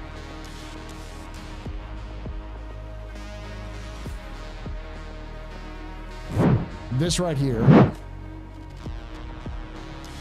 The ship offers 2 operational control centers, a standard bridge and a battle bridge, either one to control it allows a single pilot to control standard shipboard operations. I do believe this is a misunderstanding of like shipboard operations. You can pilot the ship, but it doesn't mean you can solo every aspect of it.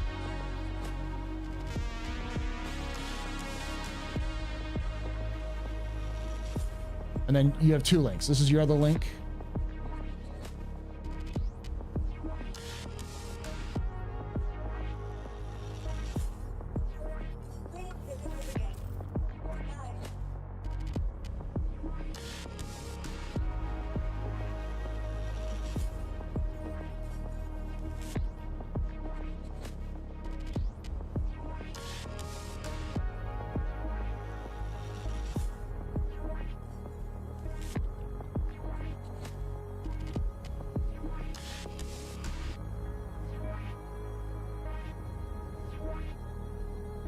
I'm not seeing any dev responses to any of these, just your thread on this.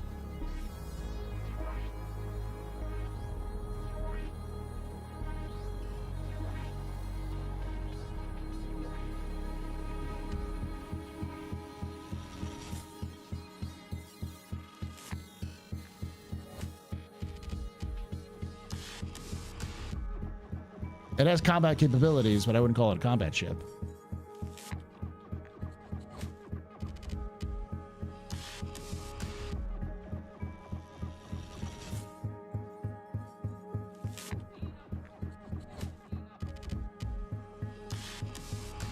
Also, personnel doesn't mean personal, yes.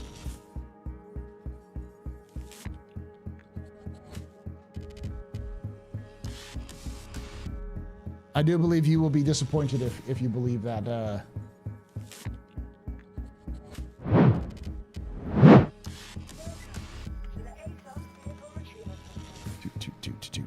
Did it save my ship here?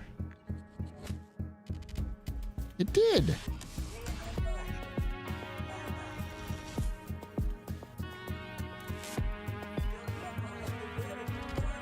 I can also show you the original 890 jump, so I can tell you.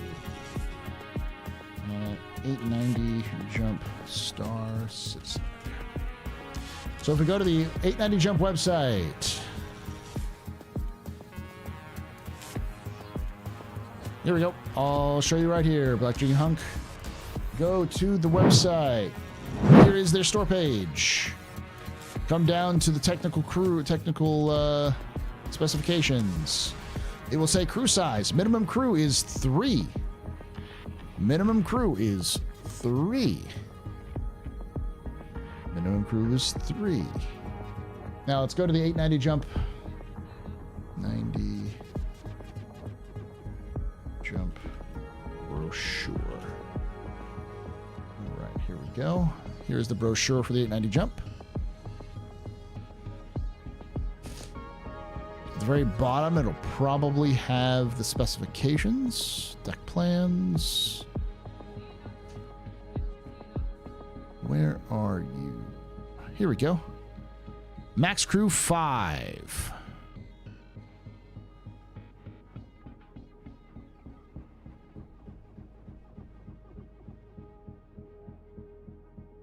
So it says max crew 5. Doesn't say minimum crew, which is true. But this still says minimum crew 3. It says min crew 3. Min crew means the minimum crew to do everything that ship is designed to do is 3.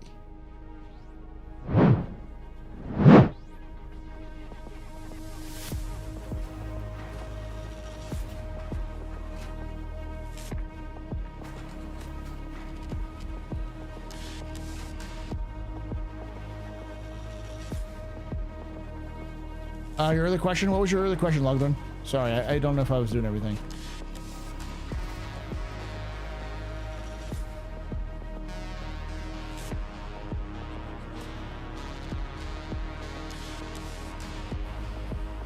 One point the jumper was solo capital ship in game.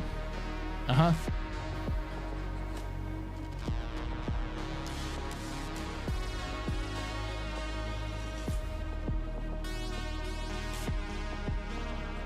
Okay, cool.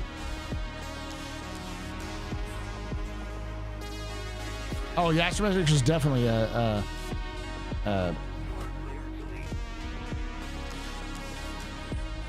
did it just say I was clear to leave?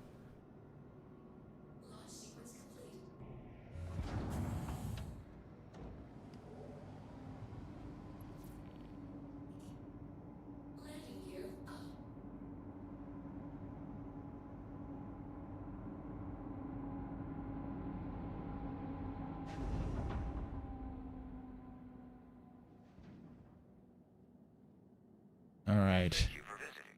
Safe travels. I love the new voice. All right. Go here. We're going to go to the maps. We're going to go to the Ash Land.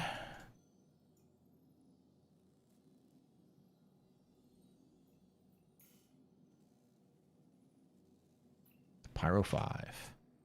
Oh, to the doomed the doomed planet.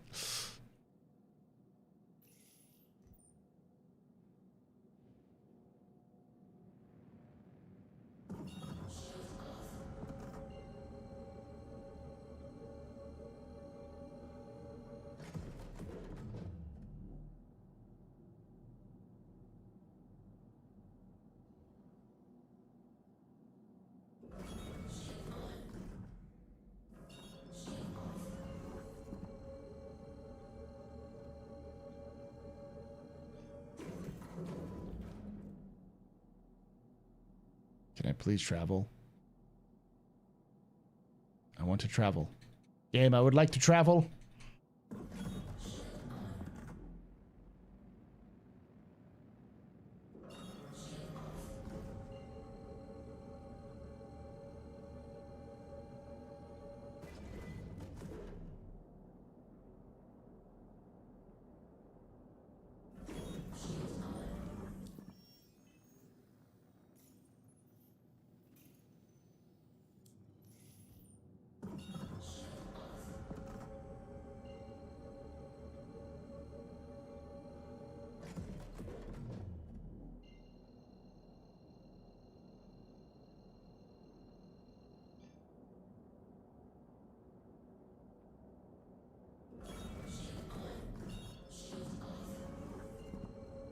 Should I go to Gaslight?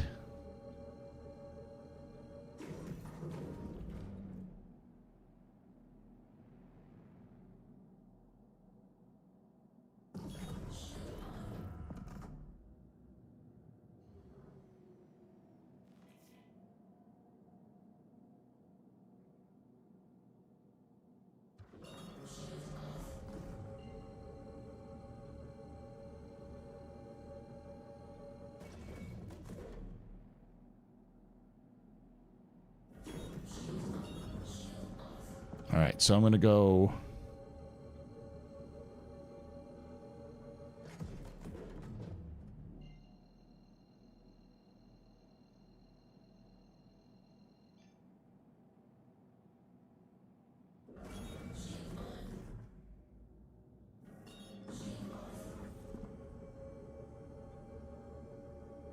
We're just going to slow boat as far as we can, and then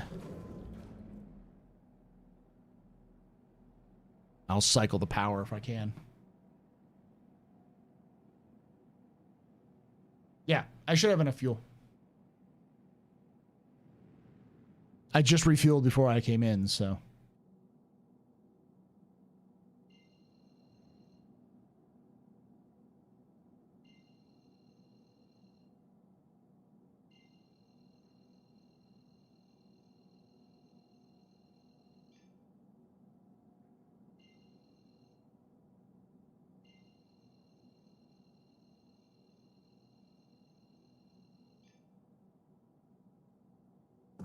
Okay, I have to power everything off.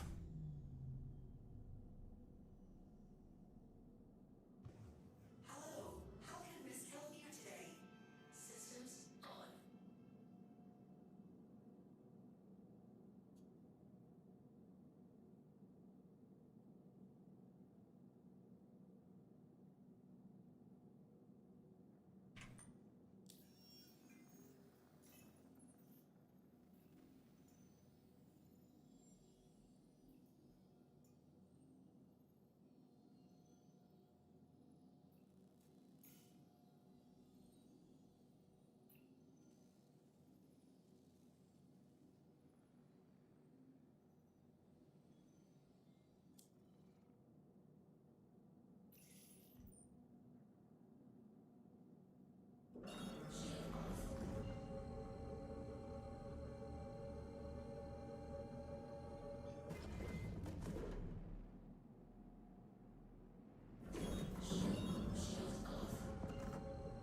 Hold the jump key as it's calculating.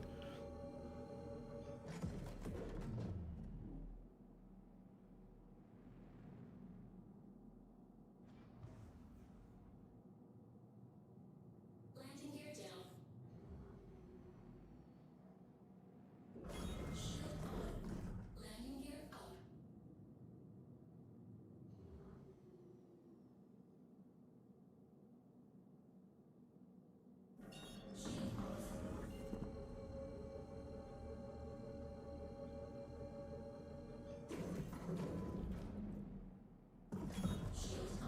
All right.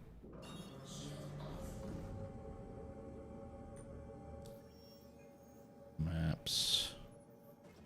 So it just doesn't want me to be able to go there, so I'm gonna have to jump somewhere else.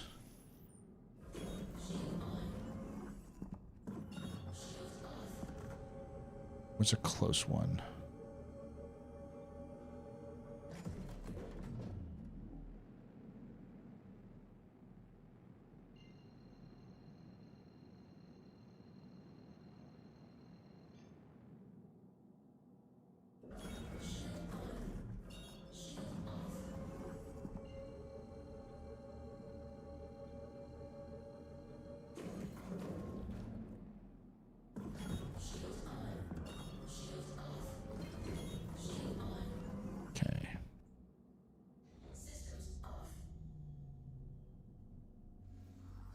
Trying all the little tricks I know. Good sign, though. It's just normal Star Citizen bullshit that's happening, not like stuff that's completely broken.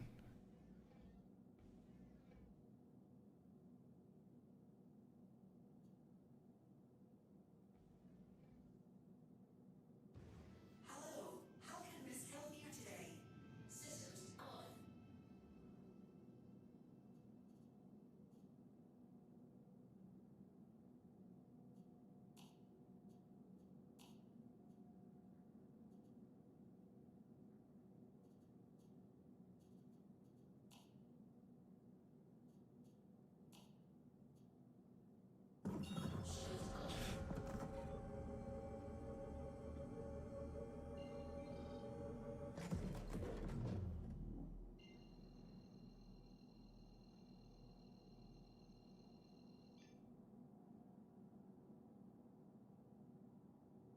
Jump back to the station and try it again. Okay.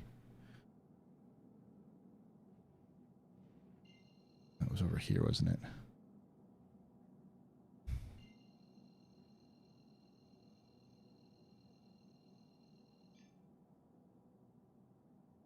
Nope, won't even let me jump back. All right. Back to main menu. It'll jump me back there anyways.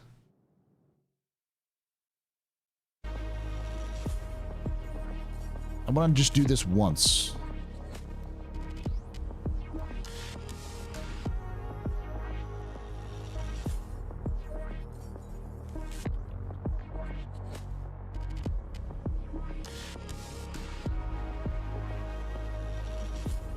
Man, I can't wait for rep systems so I can use player services like mobile ouchie shit to fix my boo-boos.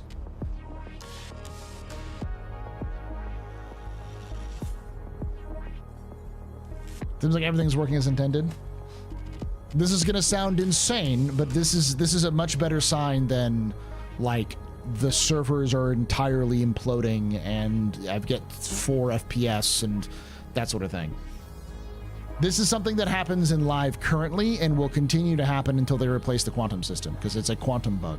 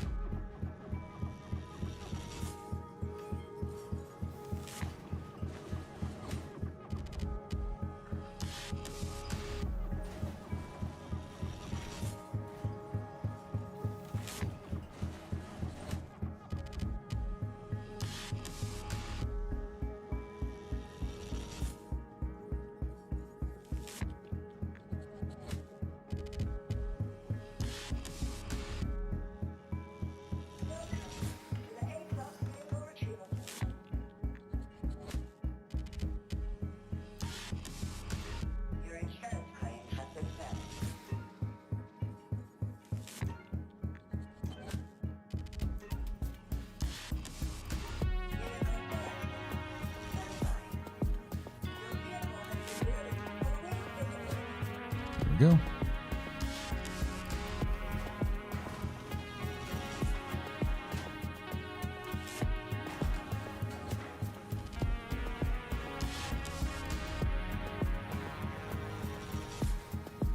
When the water finally boils, the lobster will not realize it until it's too late, just like the PTU servers.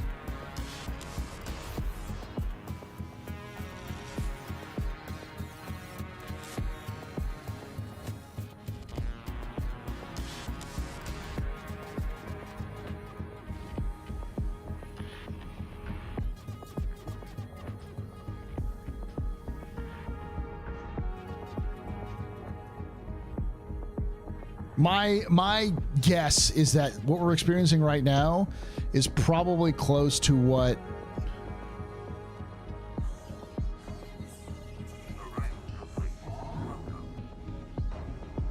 I would expect for us to see at launch for 4.0. These sorts of bugs where like your quantum doesn't work, you're crashing in a repair loop the entire time.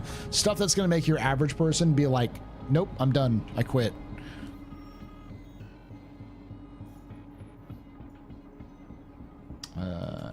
Ashland.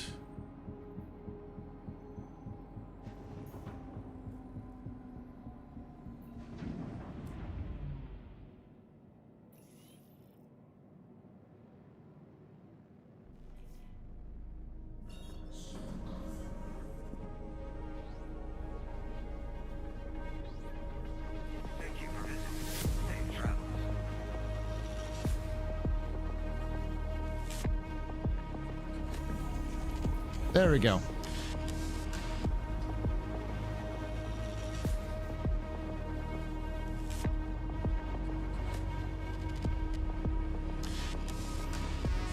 I'm going with the normal holiday dumpster fire. Yeah, somewhere they usually go on the break the week before Christmas, and so it would be the 20th. So they've got about 15 days. This will not be in 3.18 because expecting Star Citizen to be in 3.18 for 4.0 is setting yourself up for like disappointment, because it's not going to be as bad as 3.18. It'll be differently bad.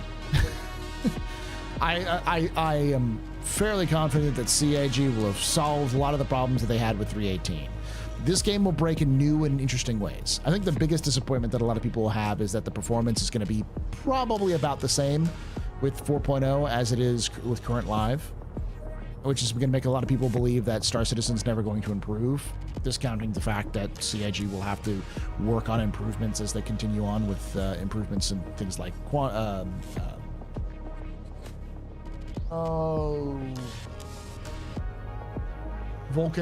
the Vulkan renderer, and you know, other internals, fucking around with different setups.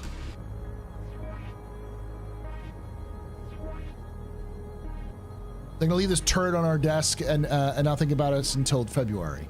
I disagree. They'll think about this in January, but that will be to get this thing limping rather than being good.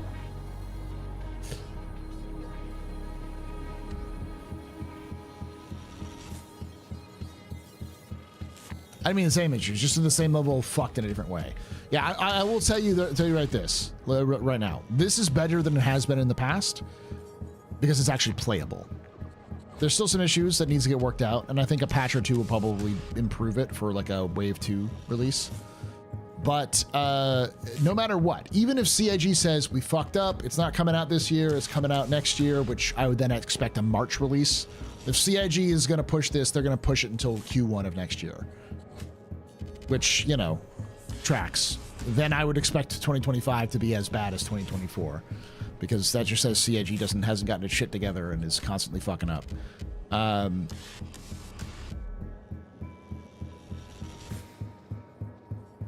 to put this? But I also expect in March it'll be as bad. It will still be a dumpster fire. No matter when this releases, it's going to suck when it first releases. Why? Well, to be frank, CIG does not have concurrency, doesn't have the ability to test at concurrencies. The number of people who play this on live but not PTU is astronomical. For many different reasons, people don't play the PTU. There are probably thousands of people who have access to Wave 1. And I guarantee you that a fraction of those people, like maybe 10% of those people who have access to Wave 1 have played Wave 1 PTU. So when this game goes under load, new things break in new and exciting ways that CIG has no idea how to fix it. As a reminder, 3.18's PTU was fucking amazing. It was butter. When it was at the last PTU before it went live was butter. And then everything broke on live. I fully expect that to happen here. No matter how much you polish this turd, it's going to come out as a turd.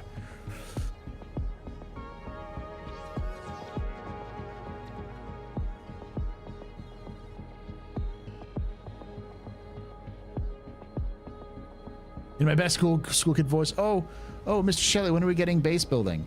Depends on when this turd gets pushed. I imagine base building is probably was planned to be at least probably a Q2 release for Star Citizen, but I expect it now to be a Q3.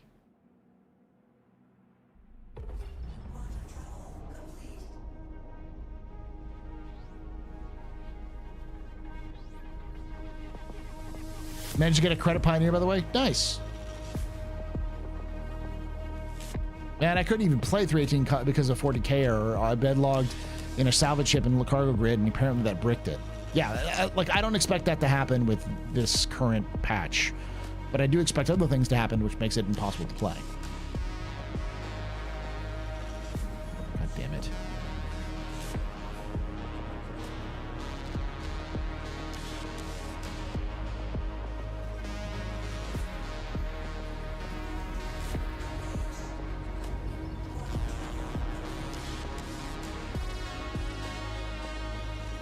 We're gonna go through the green shit. You ready, chat? Woo! Skim the atmosphere. Ignis.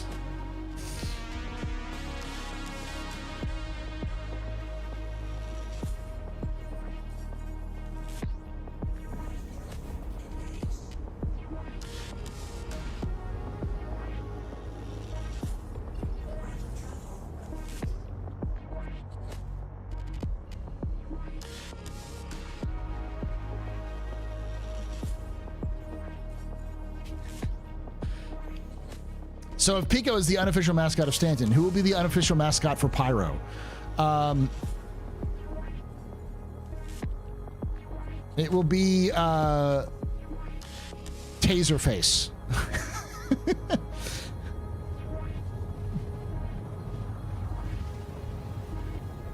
It's gonna be the fucking worm. We all know that. It's the Valacar.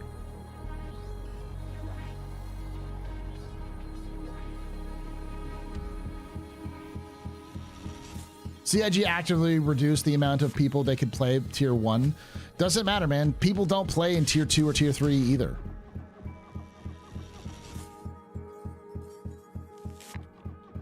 Like, I get that that frustration because CIG did it to make money.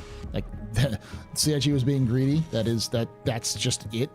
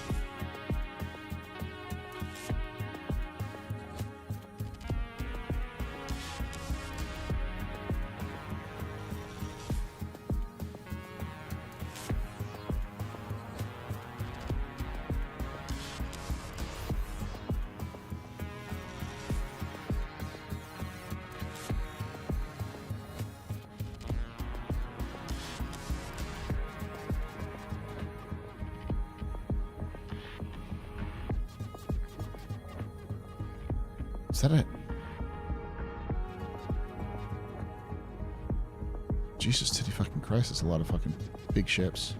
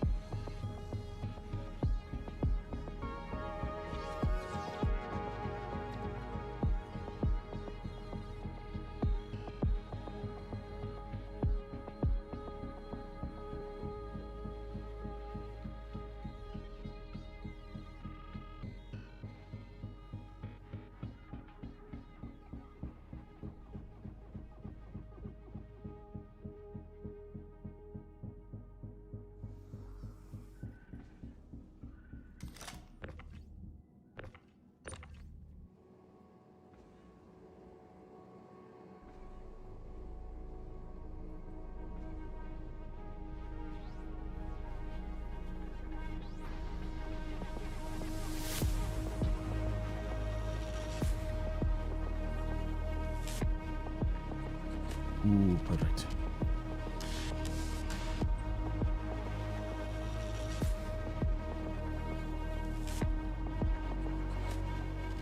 Where is the...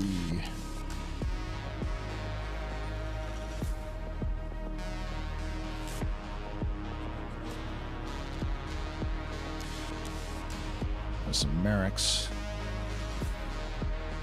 Is this the hangar?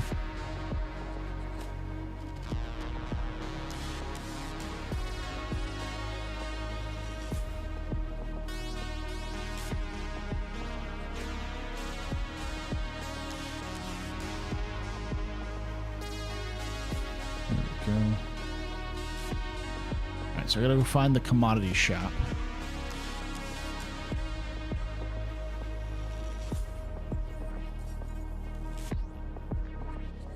assume it's that one with the giant.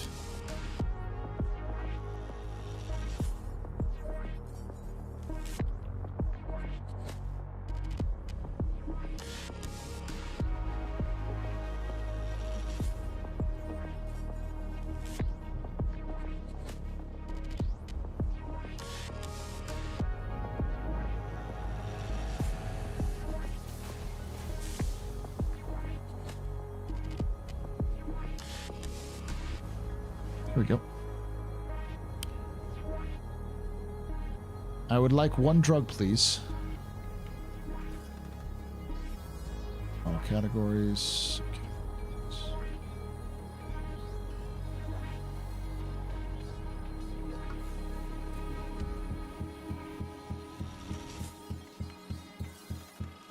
These are not commodities.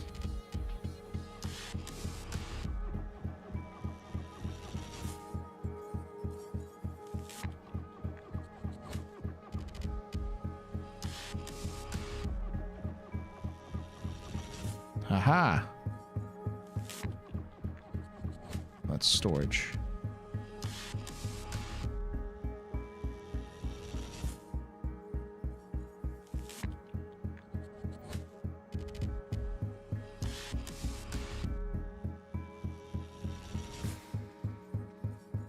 Yo, where's your commodities, buddy? I'm here to buy the stuff.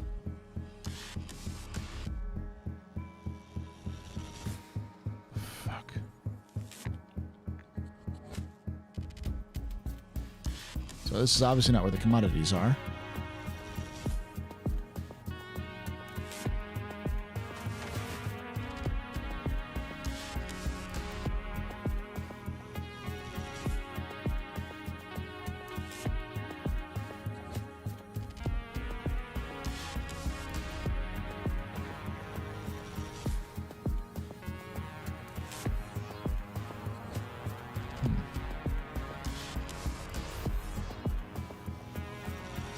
Oh, are there illicit commodities you can buy for realsies? Listen, Bunny Heart, I don't know what you're talking about. I do not buy illicit commodities.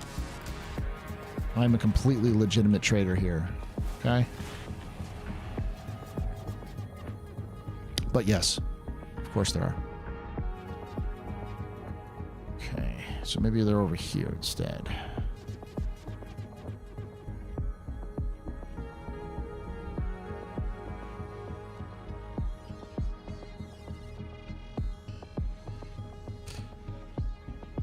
Over here. Where are you? Commodities. Oh, here's the shop.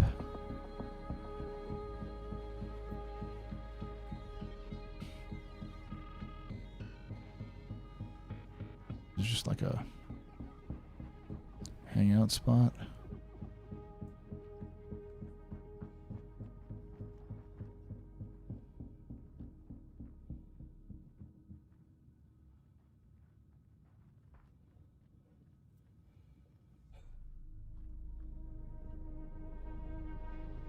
That's a bugged asset.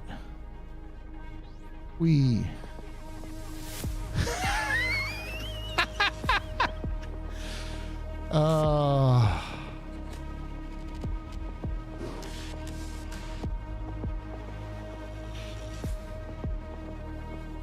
How is 4.0?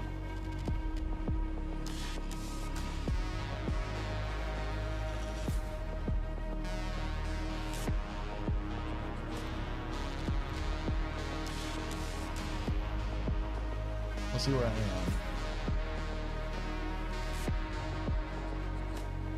Falling with style. Oh, that bug's gonna be forever. I expect 4.0 to ship with those bugs. Like that's gonna be something they ship with, just because there's so many weird texture glitches and assets throughout the system. They're never gonna be able to track them all down in time.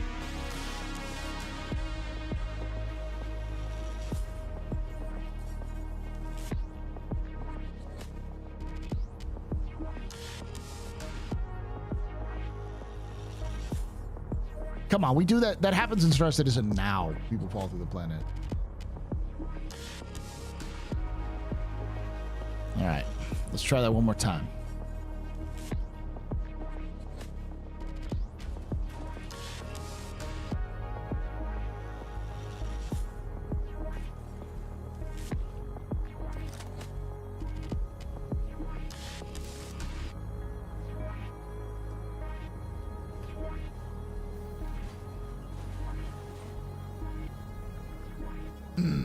Them biddies. Give them biddies their electric hunt. This is a rather extreme fix for the broken elevators.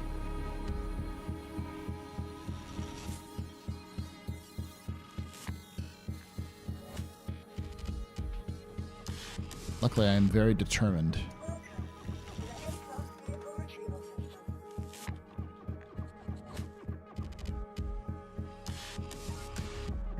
And I have 2 of these.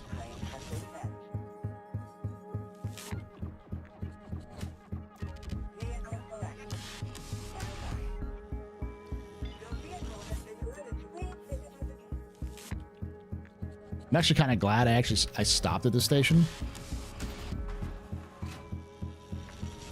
Because that means I'm not starting all the way back on in Stanton when something inevitably fucks up.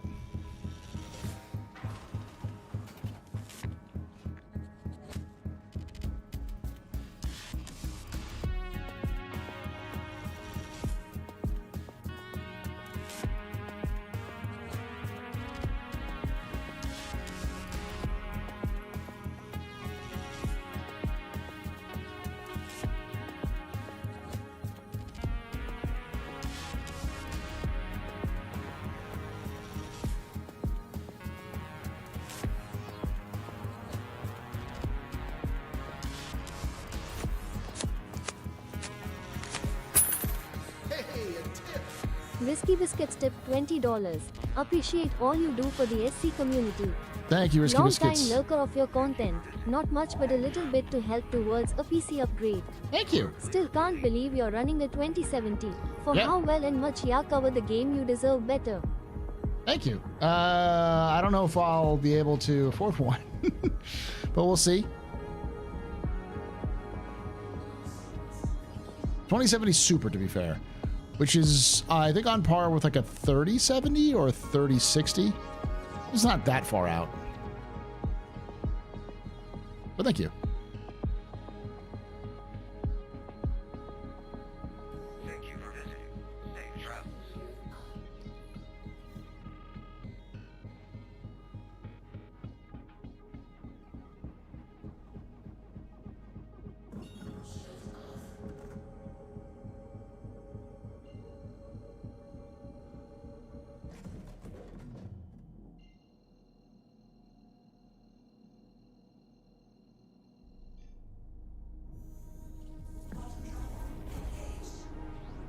There we go.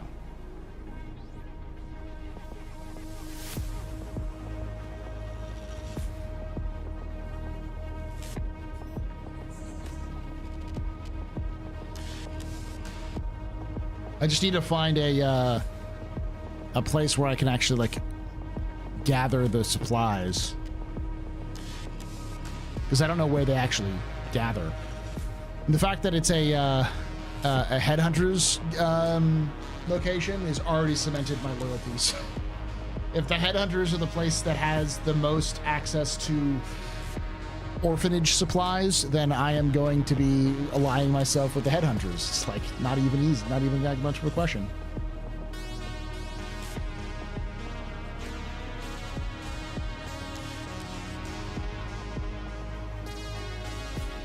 Oh, just noticed the new ceramic looking coating from the bottom of the Carrack looks nice in the right lighting. Nice. Let's switch this up a little bit.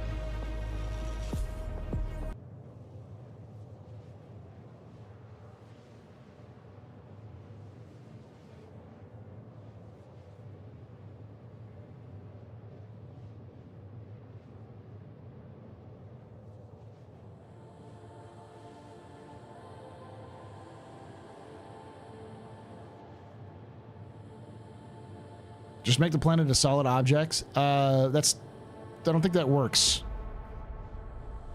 Pyro, where orphans are made.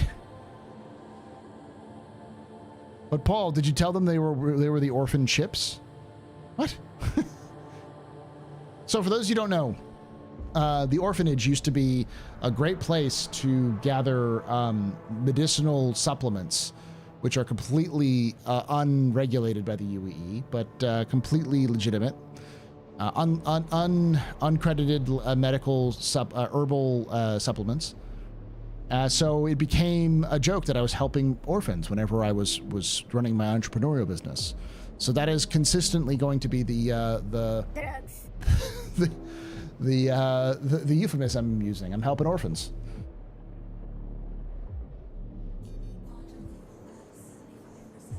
They're not drugs. Are you kidding me? There's no drugs here. I have no drugs in my system.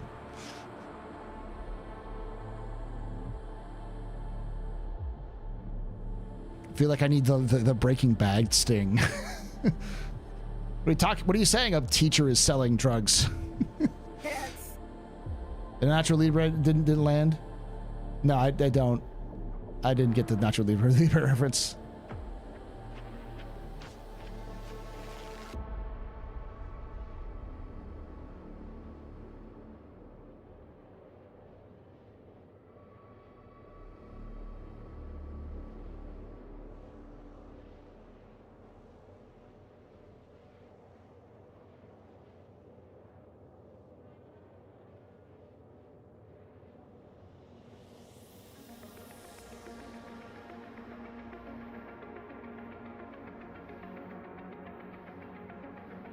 Remember to go when we head back to Stanton. I need to remember to pick up some crews.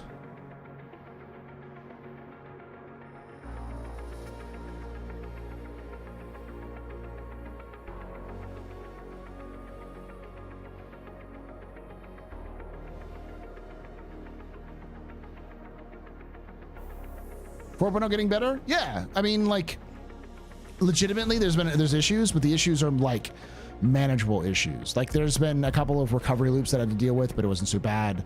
A few bugs here and there, but it's all bugs that kind of consistently show up in Star Citizen. Performance is fine. I've had no crashes at desktop yet, knock on wood. I was able to go through the jump point fine. There was no issues with the jump point so far.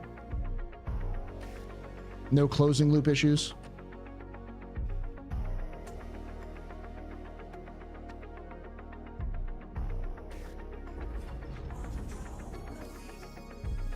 Ugh.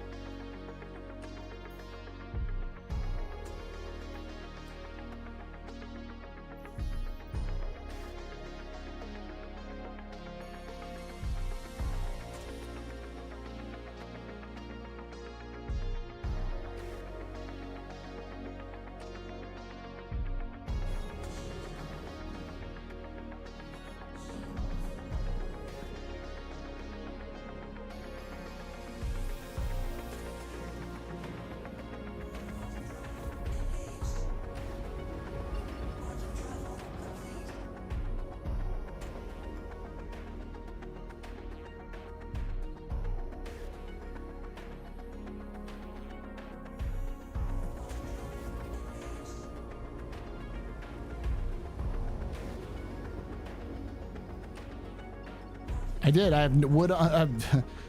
My desk is made of wood.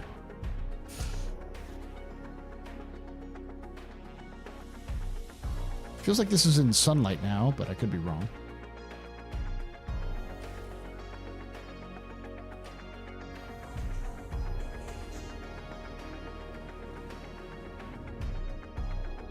Ed J, have you logged into the latest patch?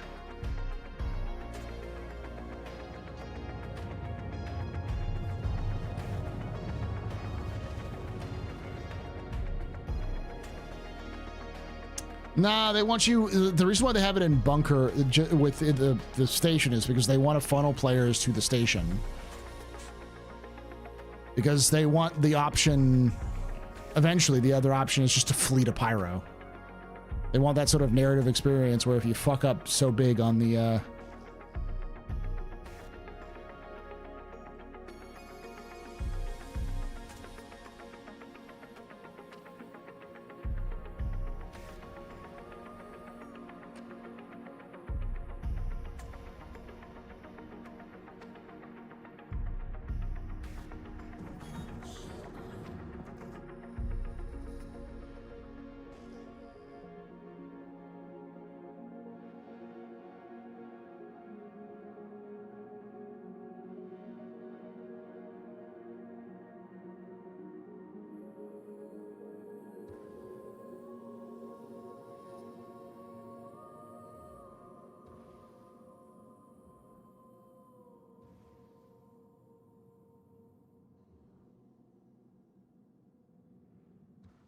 Perfect.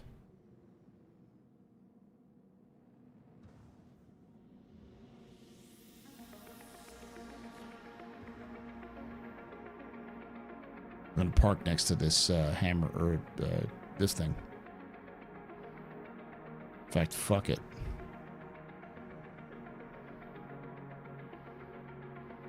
I like how the game already recognizes Paul likes the headhunters.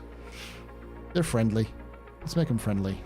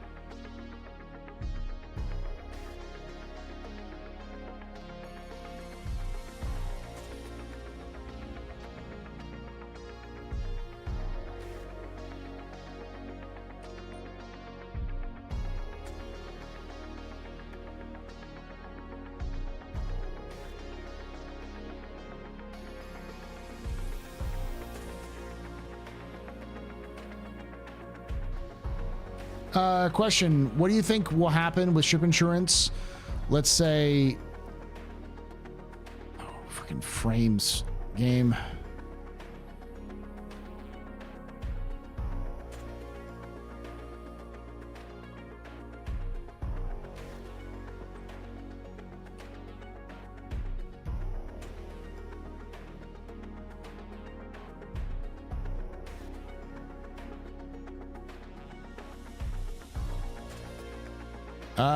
Let's say you have 6 months of attributed ship. 6 months pass, and then you blow your ship on the 7th month.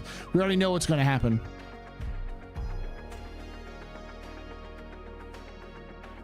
What happens then is if you don't re-up your insurance, then you will have to somehow re-up your insurance.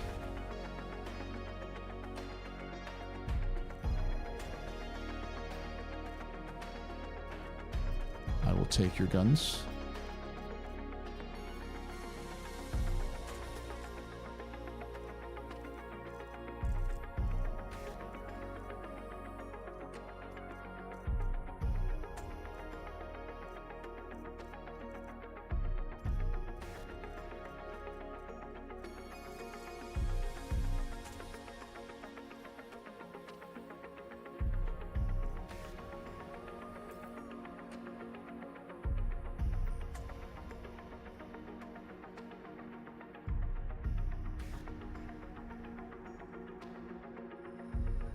These commodities?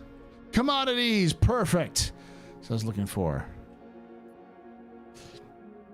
Mwah, mwah, mwah. I love you. You are so amazing.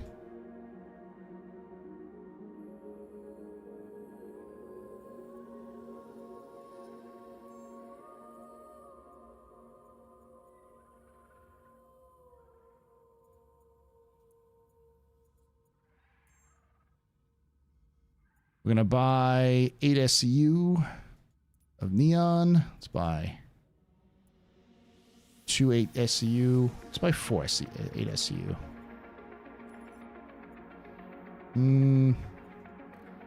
Let's buy 2 units.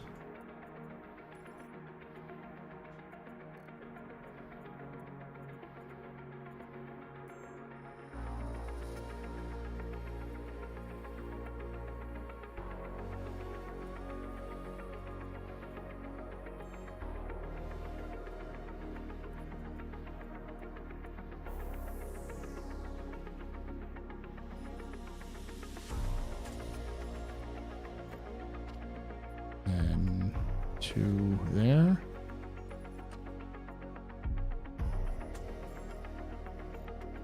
So I think I purchased about...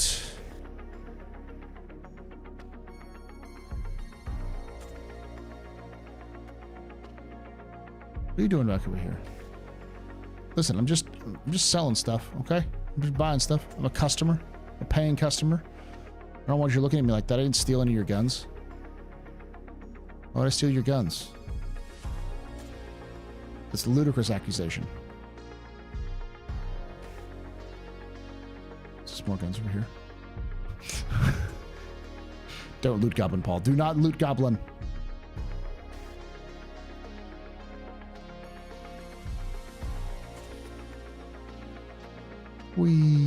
Okay.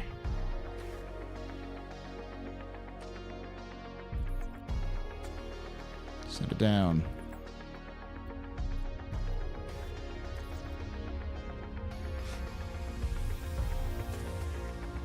Question: if CIG did end up releasing Anvil Corvette and a ship like the Aggressor cruiser from Andor Season 1 would be a good fit for Anvil's light up? I think so.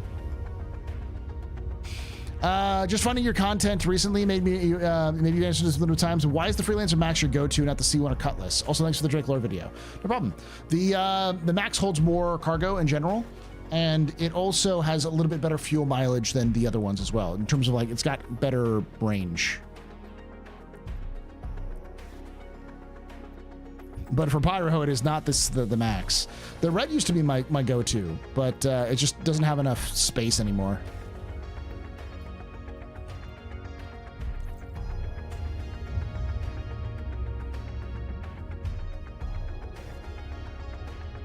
Let everything load up entirely.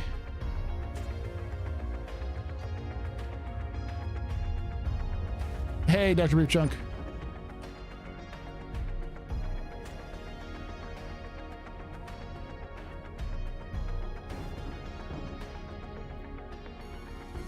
These bastards need to clean up their fucking shop.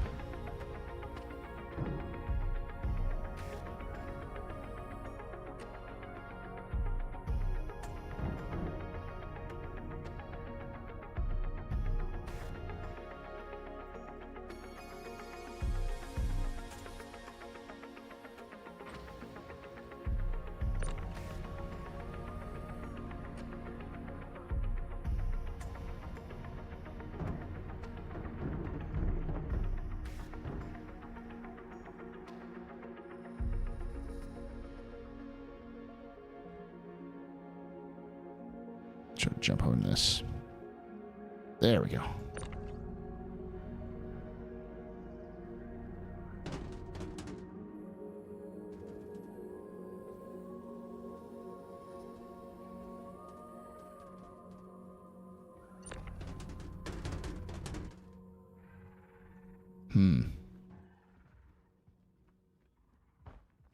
So it looks like this can only hold a very small amount of SCU.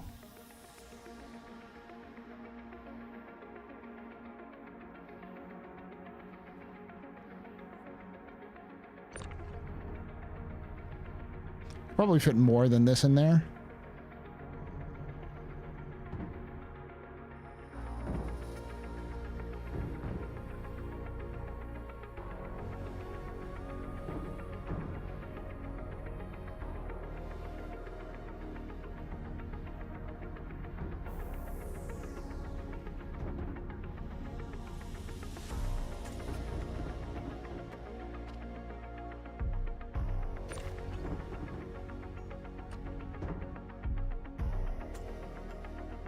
Yeah, I could probably fit another one, and then I'll have to store the other one in here.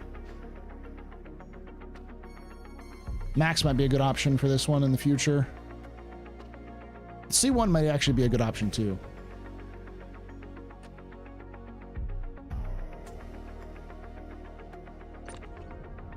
Charlie Tan. So is that a so that is what I thought it was. A mule. Oh, so this is not my own music. This is music by Wikipedia and Flaro. If you recognize Wikipedia's name, that's because Wikipedia is one of the big folks at, I think, Player Relations or platform. I can't remember exactly his current status, but he makes a lot of the announcements for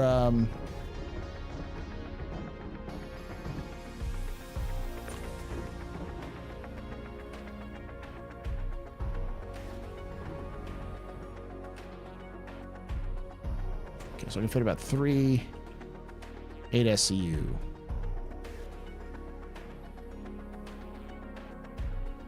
It's like 24 SCU. If I do 8 SCU, but in two 4s, I could also do that. I'm gonna store this one though.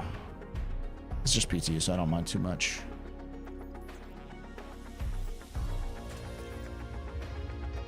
I'll be back for you.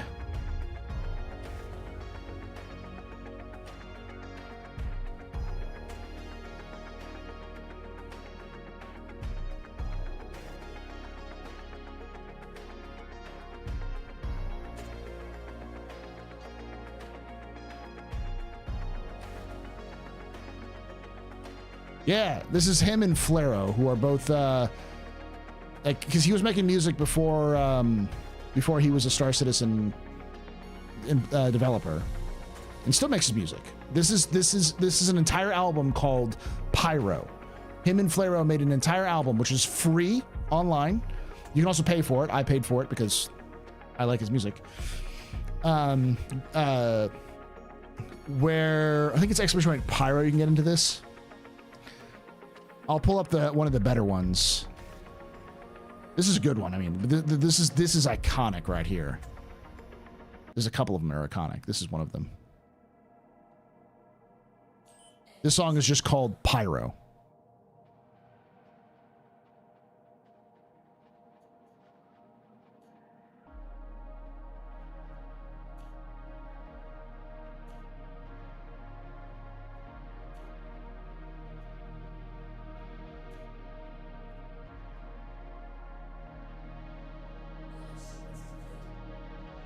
Look at that sight.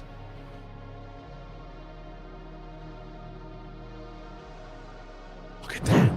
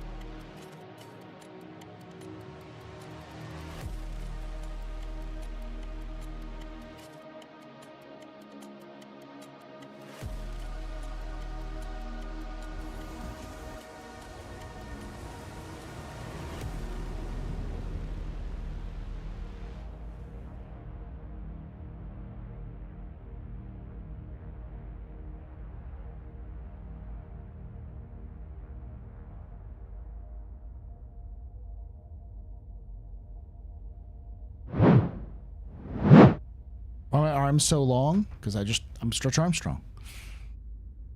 Wow, this slaps. Yeah, good, right? That's one of its good ones. This is another one of its iconic ones. I'm gonna pop this too.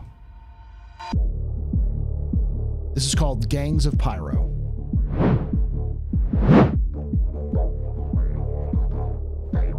That's a miss.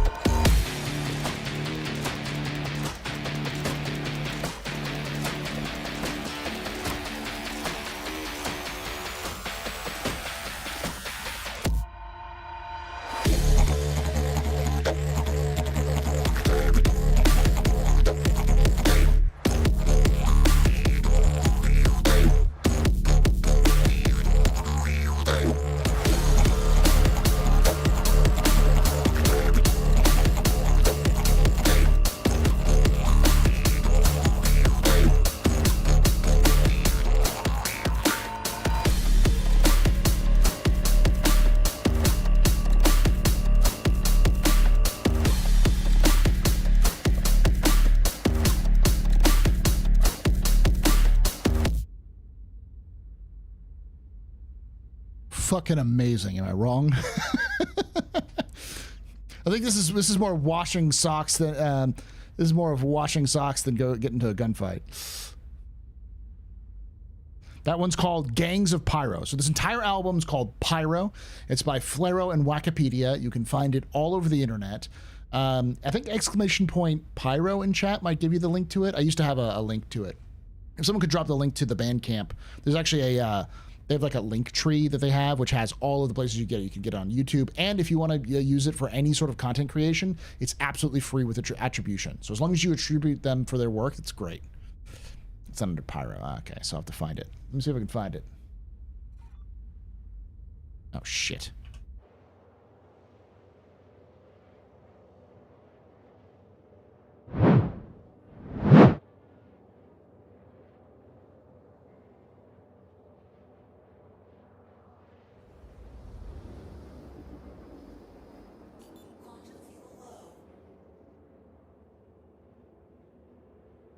Distro kit. Okay, here we go.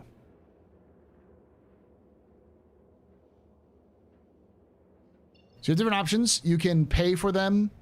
You can pay for it, which is I did on. But you can also pay what you want on Bandcamp. You can also follow their socials. You can listen to it on Spotify. It's streaming on SoundCloud and Apple Music.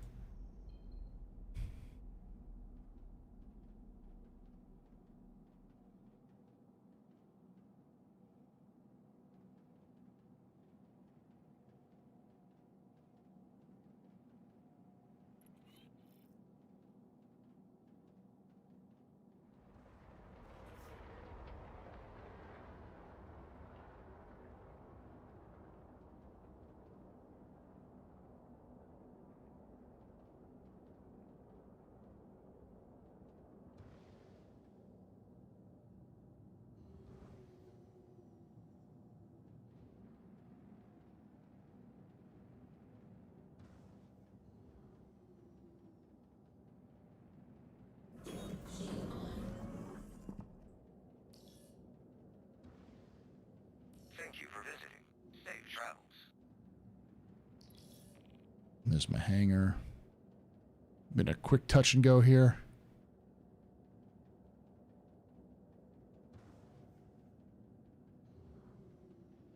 Is it on the other side? It's on the other side. Shit.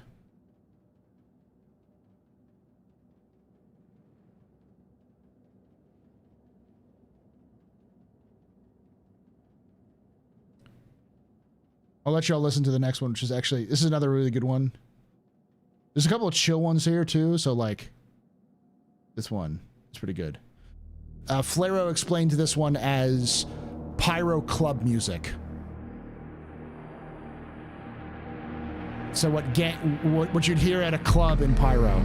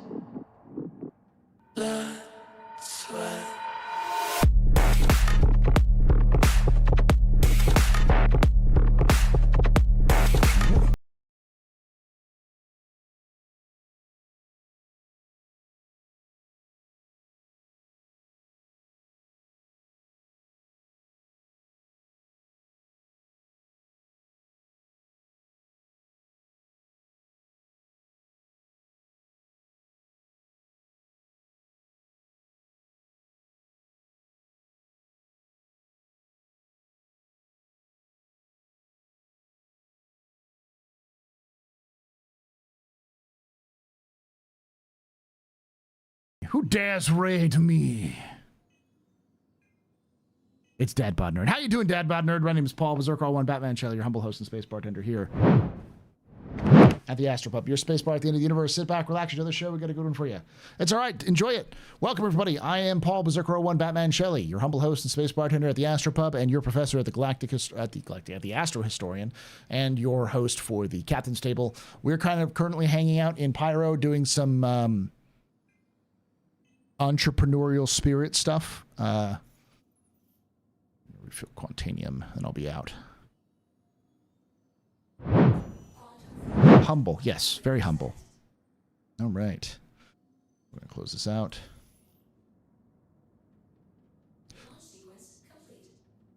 Exit protocols initiated. Please stand by. Final preparations underway.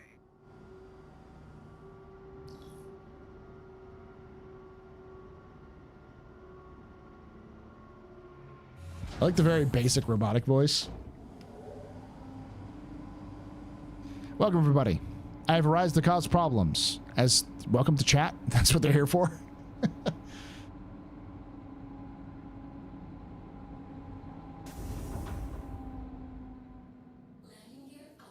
Okay. We're gonna go to maps.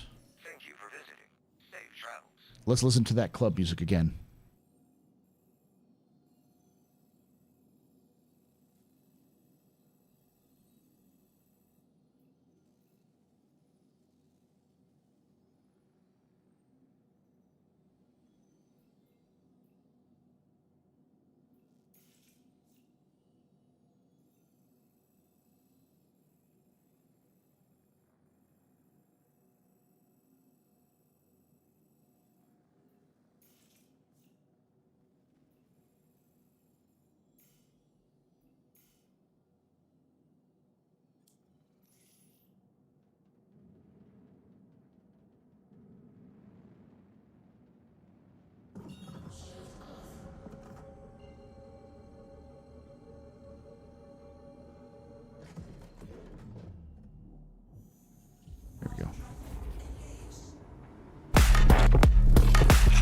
Restart that again. So this is from the album Pyro by Flaro and Wikipedia, names you probably have heard if you've been hanging around the Star Citizen community some. This is completely free to have on,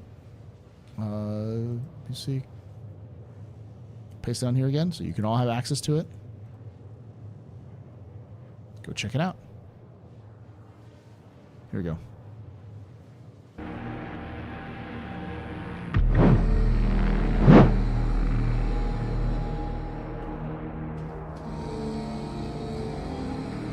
Thank you, Dr. Beef Chunk.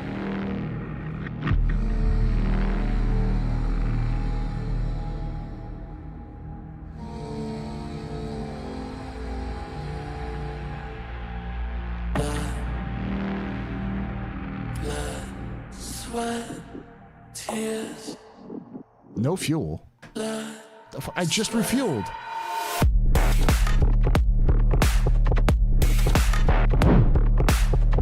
I literally just refueled. It didn't show. I'm gonna do something stupid, chat.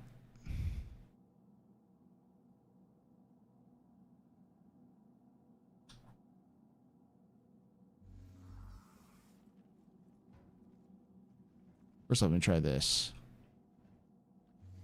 Will it magically have fuel once I come back in? No, it won't. Okay.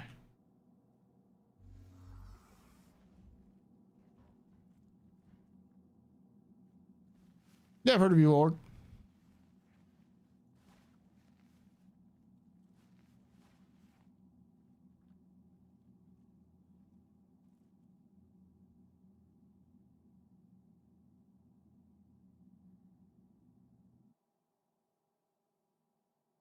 What's the difference from normal how? Hey. Hey. All right.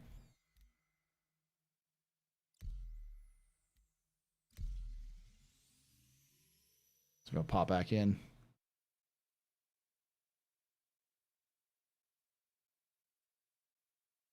Yeah, we do those sorts of, well, it's an old tradition.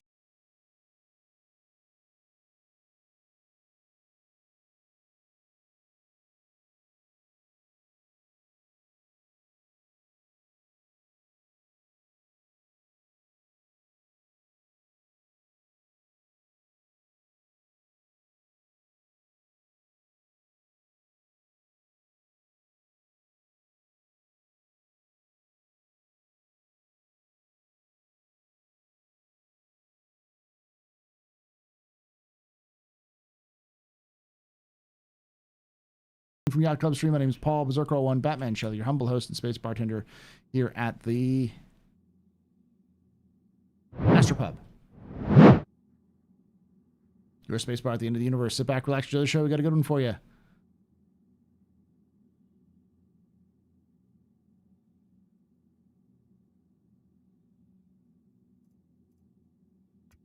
There we go.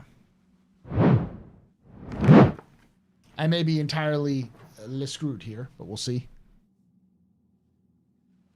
Sorry, check notes. She checks notes at the Astro Pub. Yeah, trying to get in here.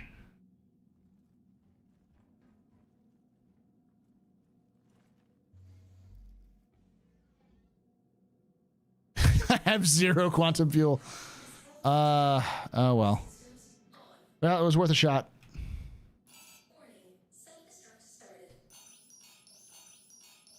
The refueling isn't working apparently, so.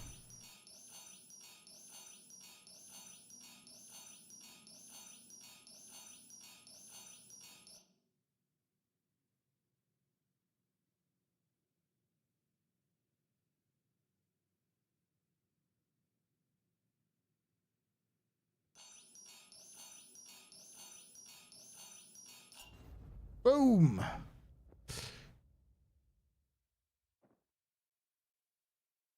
I have enough H2 to go 40 like gigameters? No. Not for the amount of time I want. You actually switch over to Twitch? Okay.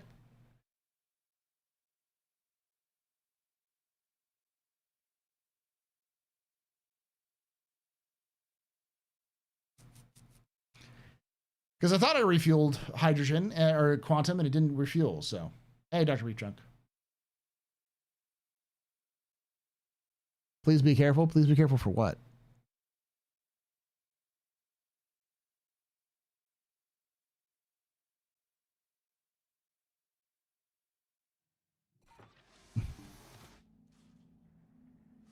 And we're back in Stanton.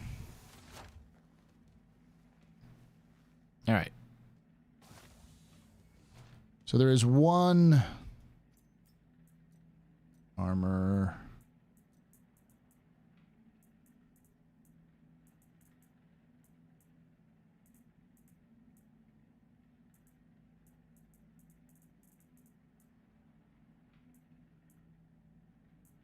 Let's see, what undersuit do I want to take?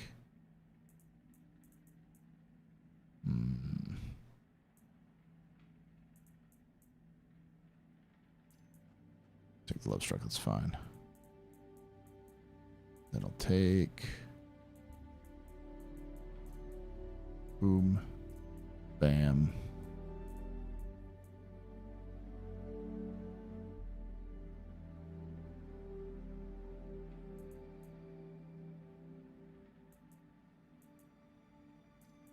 Pow. There we go. Nice and easy. Let's go.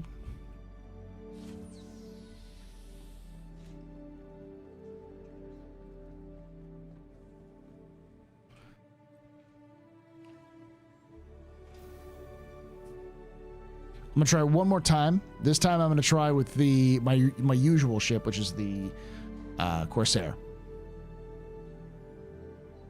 Gonna need to dust off the Starfarer and see if it's working nowadays. Well, I mean, the problem with that one straight up was that it like literally wasn't working. Wow, this place is populated. Holy shit.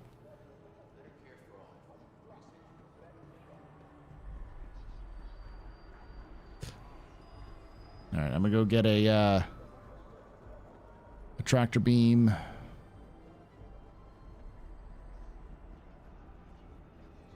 Some drink and some medical supplies, and I'll be done.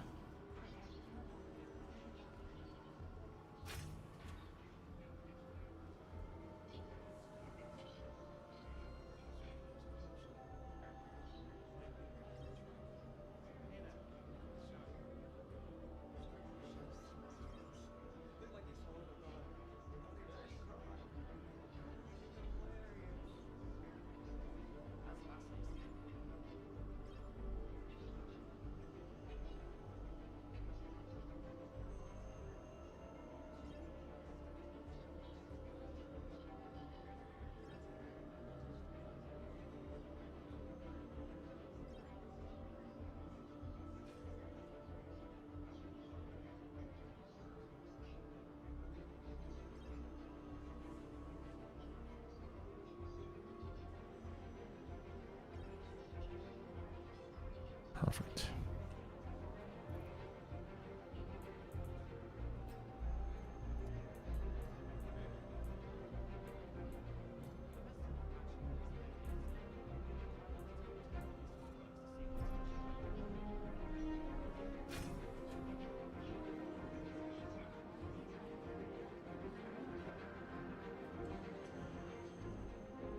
Well, there's systems in the system cargo missions in 4.0 EPU. I haven't tried it yet. Not yet that I know of.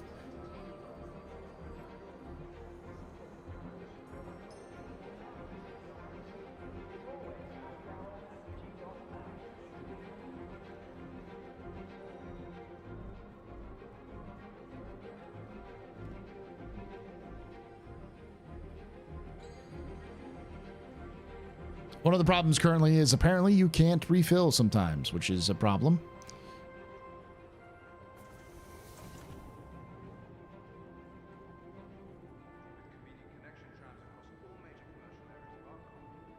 It would take time to fly 40 GM though. Yeah, that's the time. That's just why I'm not going to run 40 GM. I've already been streaming for like 3 hours, so we're going to make it back to the Pyro Gateway, and there I'm going to call it a night. Maybe try to jump through again.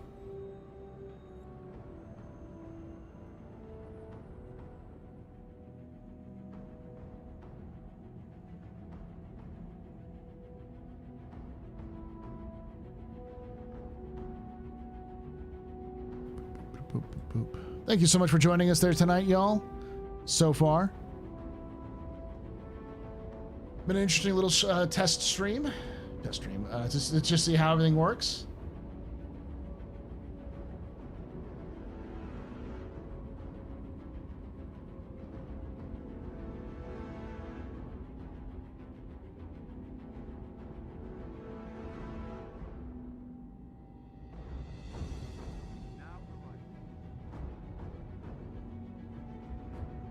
Do.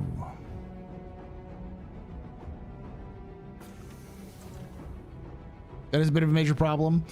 It's I will take it though. Like a lot of these issues are issues that are problems, but they're not unique to 4.0. Like servers not fully working for refueling. That's like our refueling not functioning. That's something that happens in the live right now every so often. Most of the bugs I've experienced are just sort of live bugs, which have sort of made their way in. So hopefully that means that we're going to have a situation where CIG can start tracking some of these down and beating them up before live, but we'll see.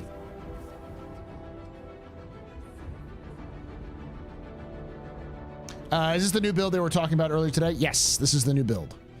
And it is a lot better than they have in the previous builds. Like, I haven't crashed a desktop once.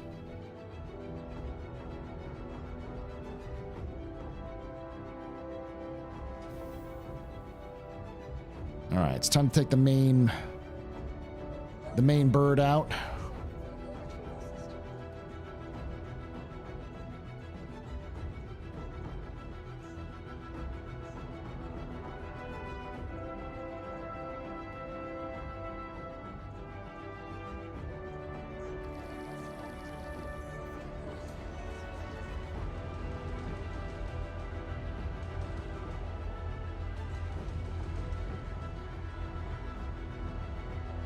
Tempting fate. I've been trying to tempt fate.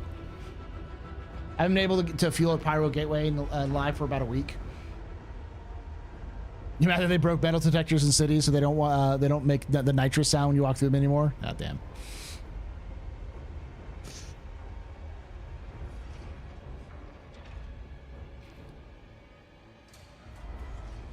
Now, pyro gateway has had the problem of not being able to refuel for a bit.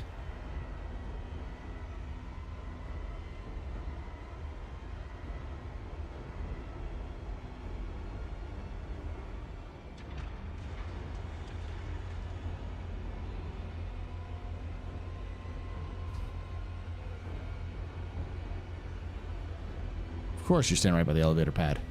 So you want to do this as it's coming up.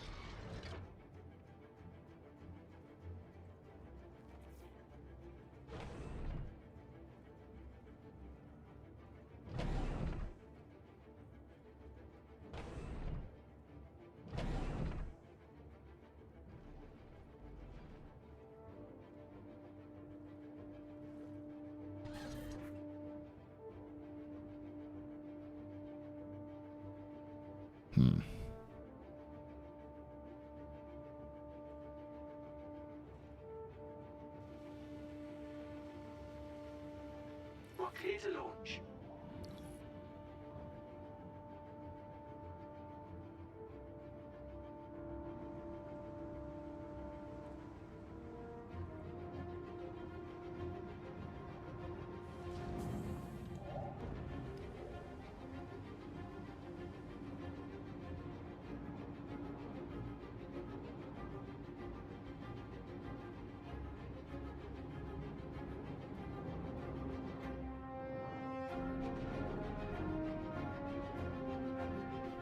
Thank you, and please visit again.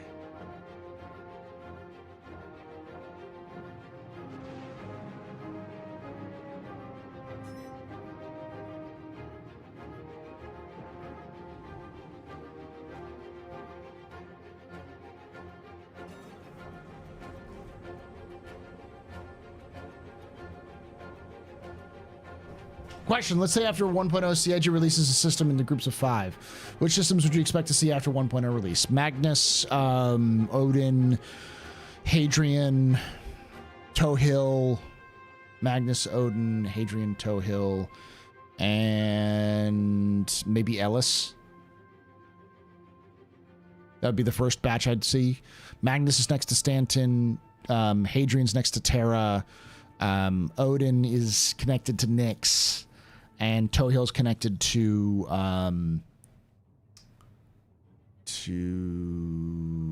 Castra. And they have similar things. Tohill is a smuggling location. It's kind of an unaffiliated system that has like a small island base that's built off of like floating botanical gardens.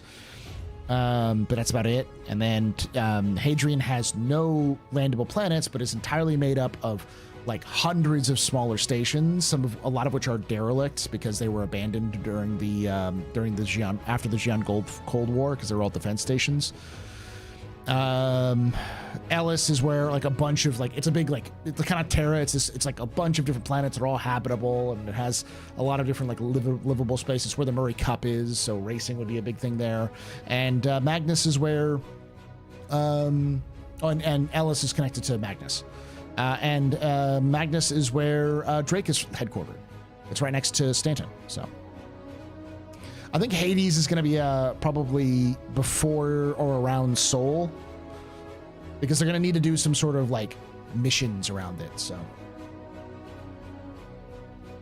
I wouldn't be surprised if they pushed more towards the Vanduul systems. I wouldn't be surprised if they dropped Virgil at one point. Virgil does border Nyx, so, and I'd love to go back to Virgil. So what do you think the new AI adaptations that lets the AI learn from their mistakes? What problem do you see with that development?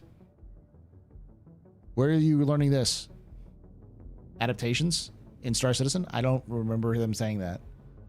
Recently, at least. Hades might be, yeah, but might be an Endeavor thing. They said it recently, like last year or this year actually. They mentioned aliens again because it was mentioned that they wanted to do playable alien races.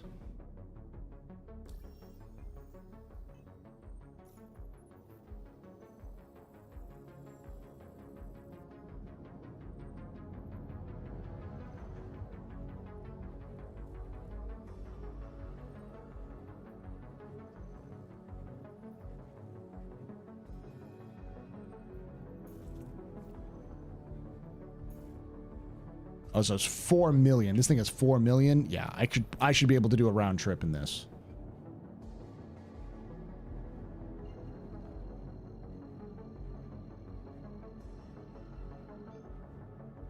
I think this is the Pyro scoot boot. And I can carry more stuff.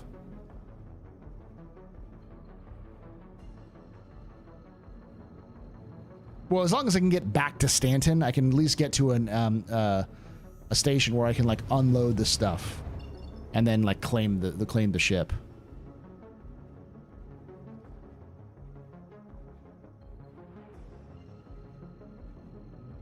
We cool. We find out our small fry and something more terrifying is pushing them towards the systems. I mean, yeah, it's kind of it's been hinted for a while that the Vanduul are like the Vandals, and the thing that the reason why the Vandals invaded Rome wasn't because they wanted to invade Rome, but because they were being pushed out by the Huns. So there's a theory that there might be some sort of Hunnic-like civilization that's pushing the Vanduul out.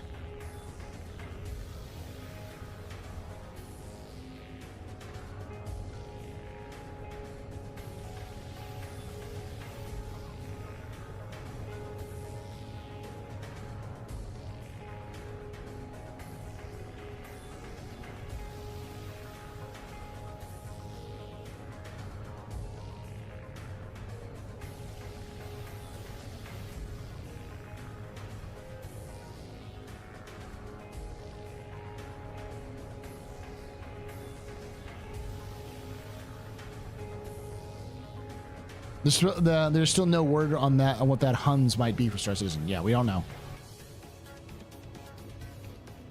And the Huns are pushed up with the Xiongnu.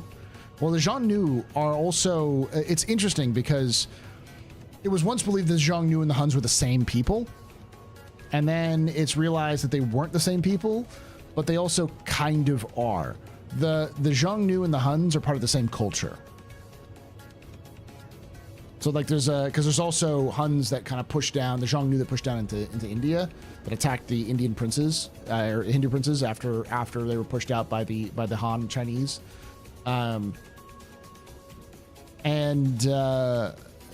like they're not all the same culture. They're kind of called the same thing, but they're sort of just like the steppe culture area. There's been some interesting stuff on that. The Europeans were the White Huns, yeah. But there's been some interesting, like, discussions about the various, interesting discoveries based off a lot of that stuff. All right, we're going to go as fast as possible.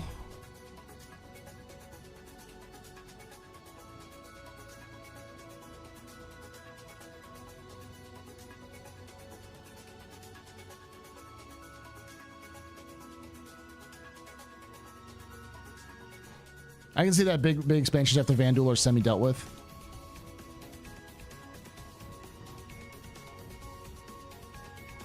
I'm suddenly reminded of the show Falling Skies. Yeah.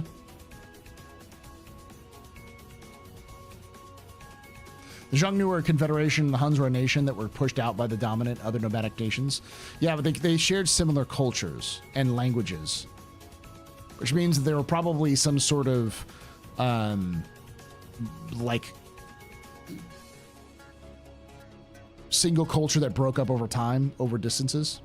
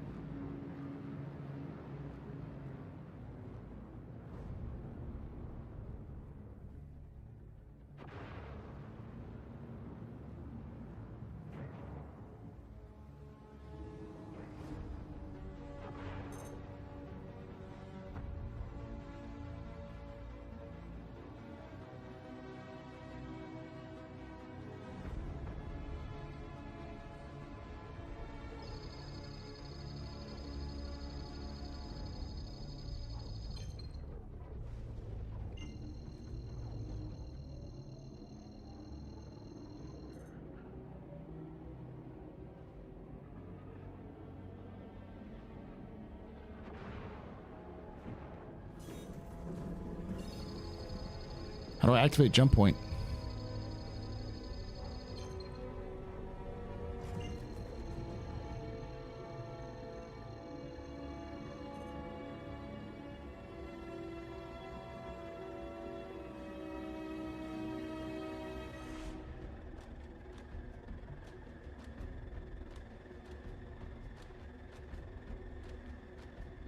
That's the question. What's the button I have to push?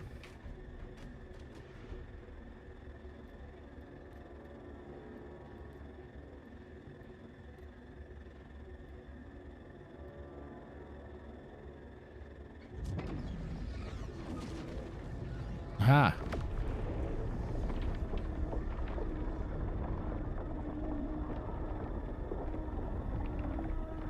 Here we go.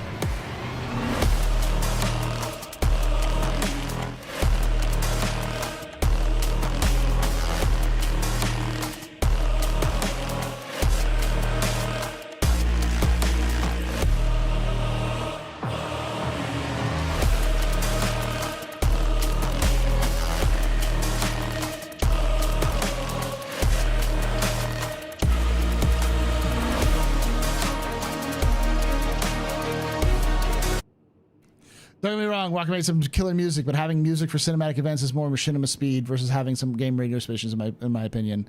I don't know. I like this. That music was pretty good for this intensity.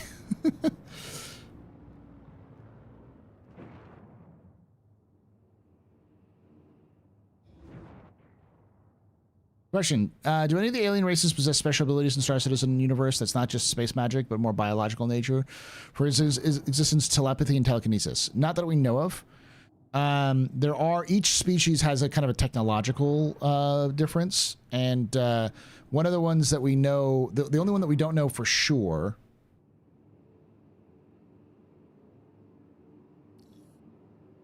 Please proceed to assigned landing bay. Is the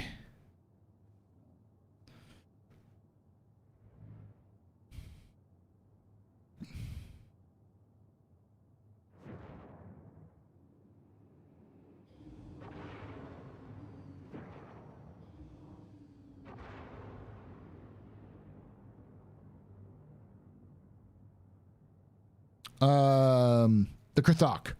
We know that they have some special ability, but we don't know what that technology is, other than one of the things they kicked around was the idea that they had faster than light communications, which is unique. There's no species that has this faster than light communications ability.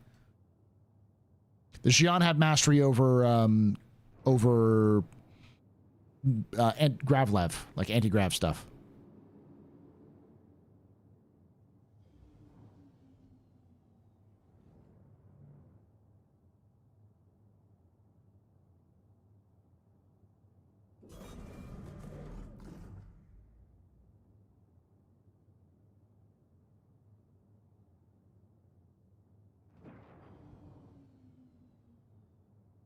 Oh, we're talking about the Xi'an's ability. Yeah, they do have the ability to slow their heart rate. That's one of the reasons why they can live for fucking ever.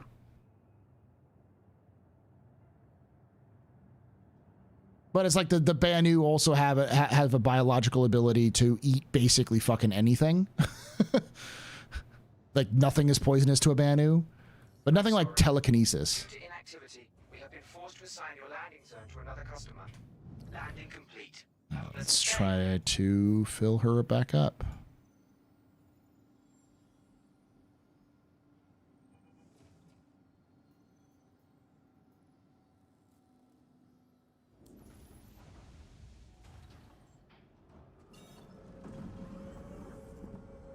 Nope, it has not been refilled.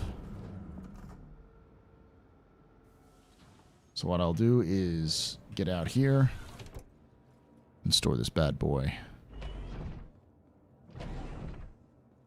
No, the Karathi or the Vari were never flight stuff. How long did Xi'an live? Somewhere in the range of 600 years.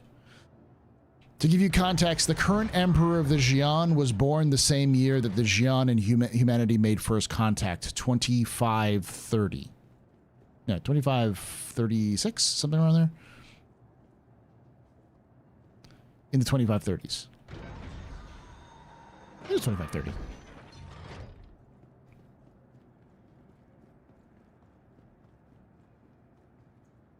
Welcome to the ASOP vehicle retrieval system. They can live younger than 400, and they can live older than 500. But they don't live that much around. Yeah.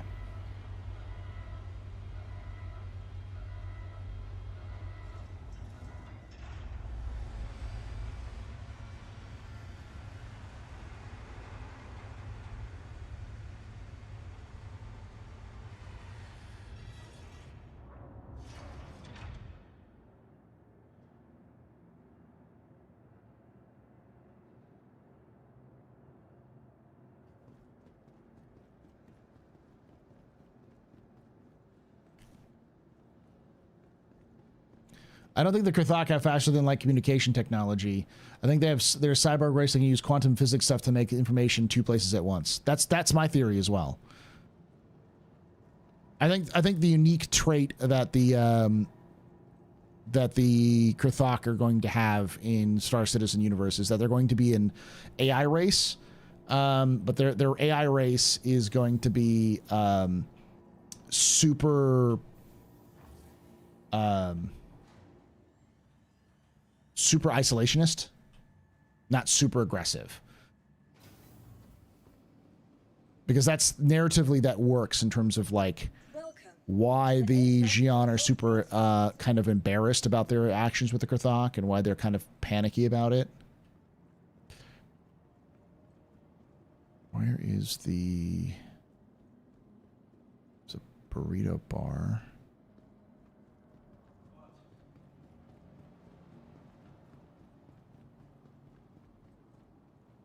There's the easy medical clinic. Here we go. Forget that stress. Just relax. Page for Dr. Chan. Everyone here at Kelto RX surgery. Dr. Chan to surgery.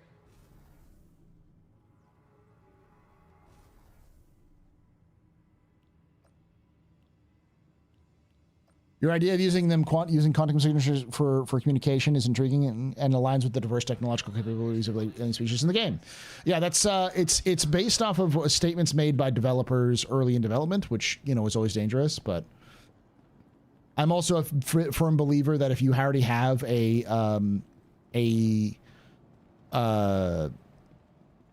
is it called? Not an obtanium, the like space magic bullshit, like a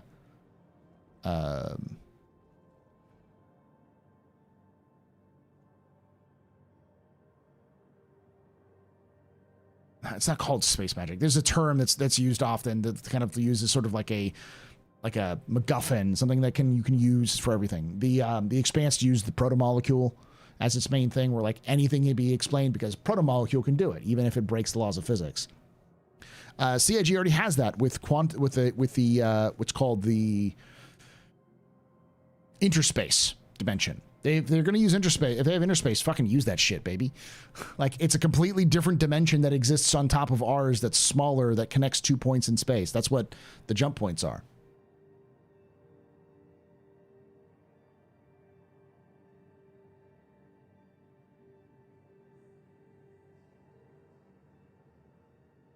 You could accumulate a fortune in 500 to 600 years. Yeah, the thing is they don't actually...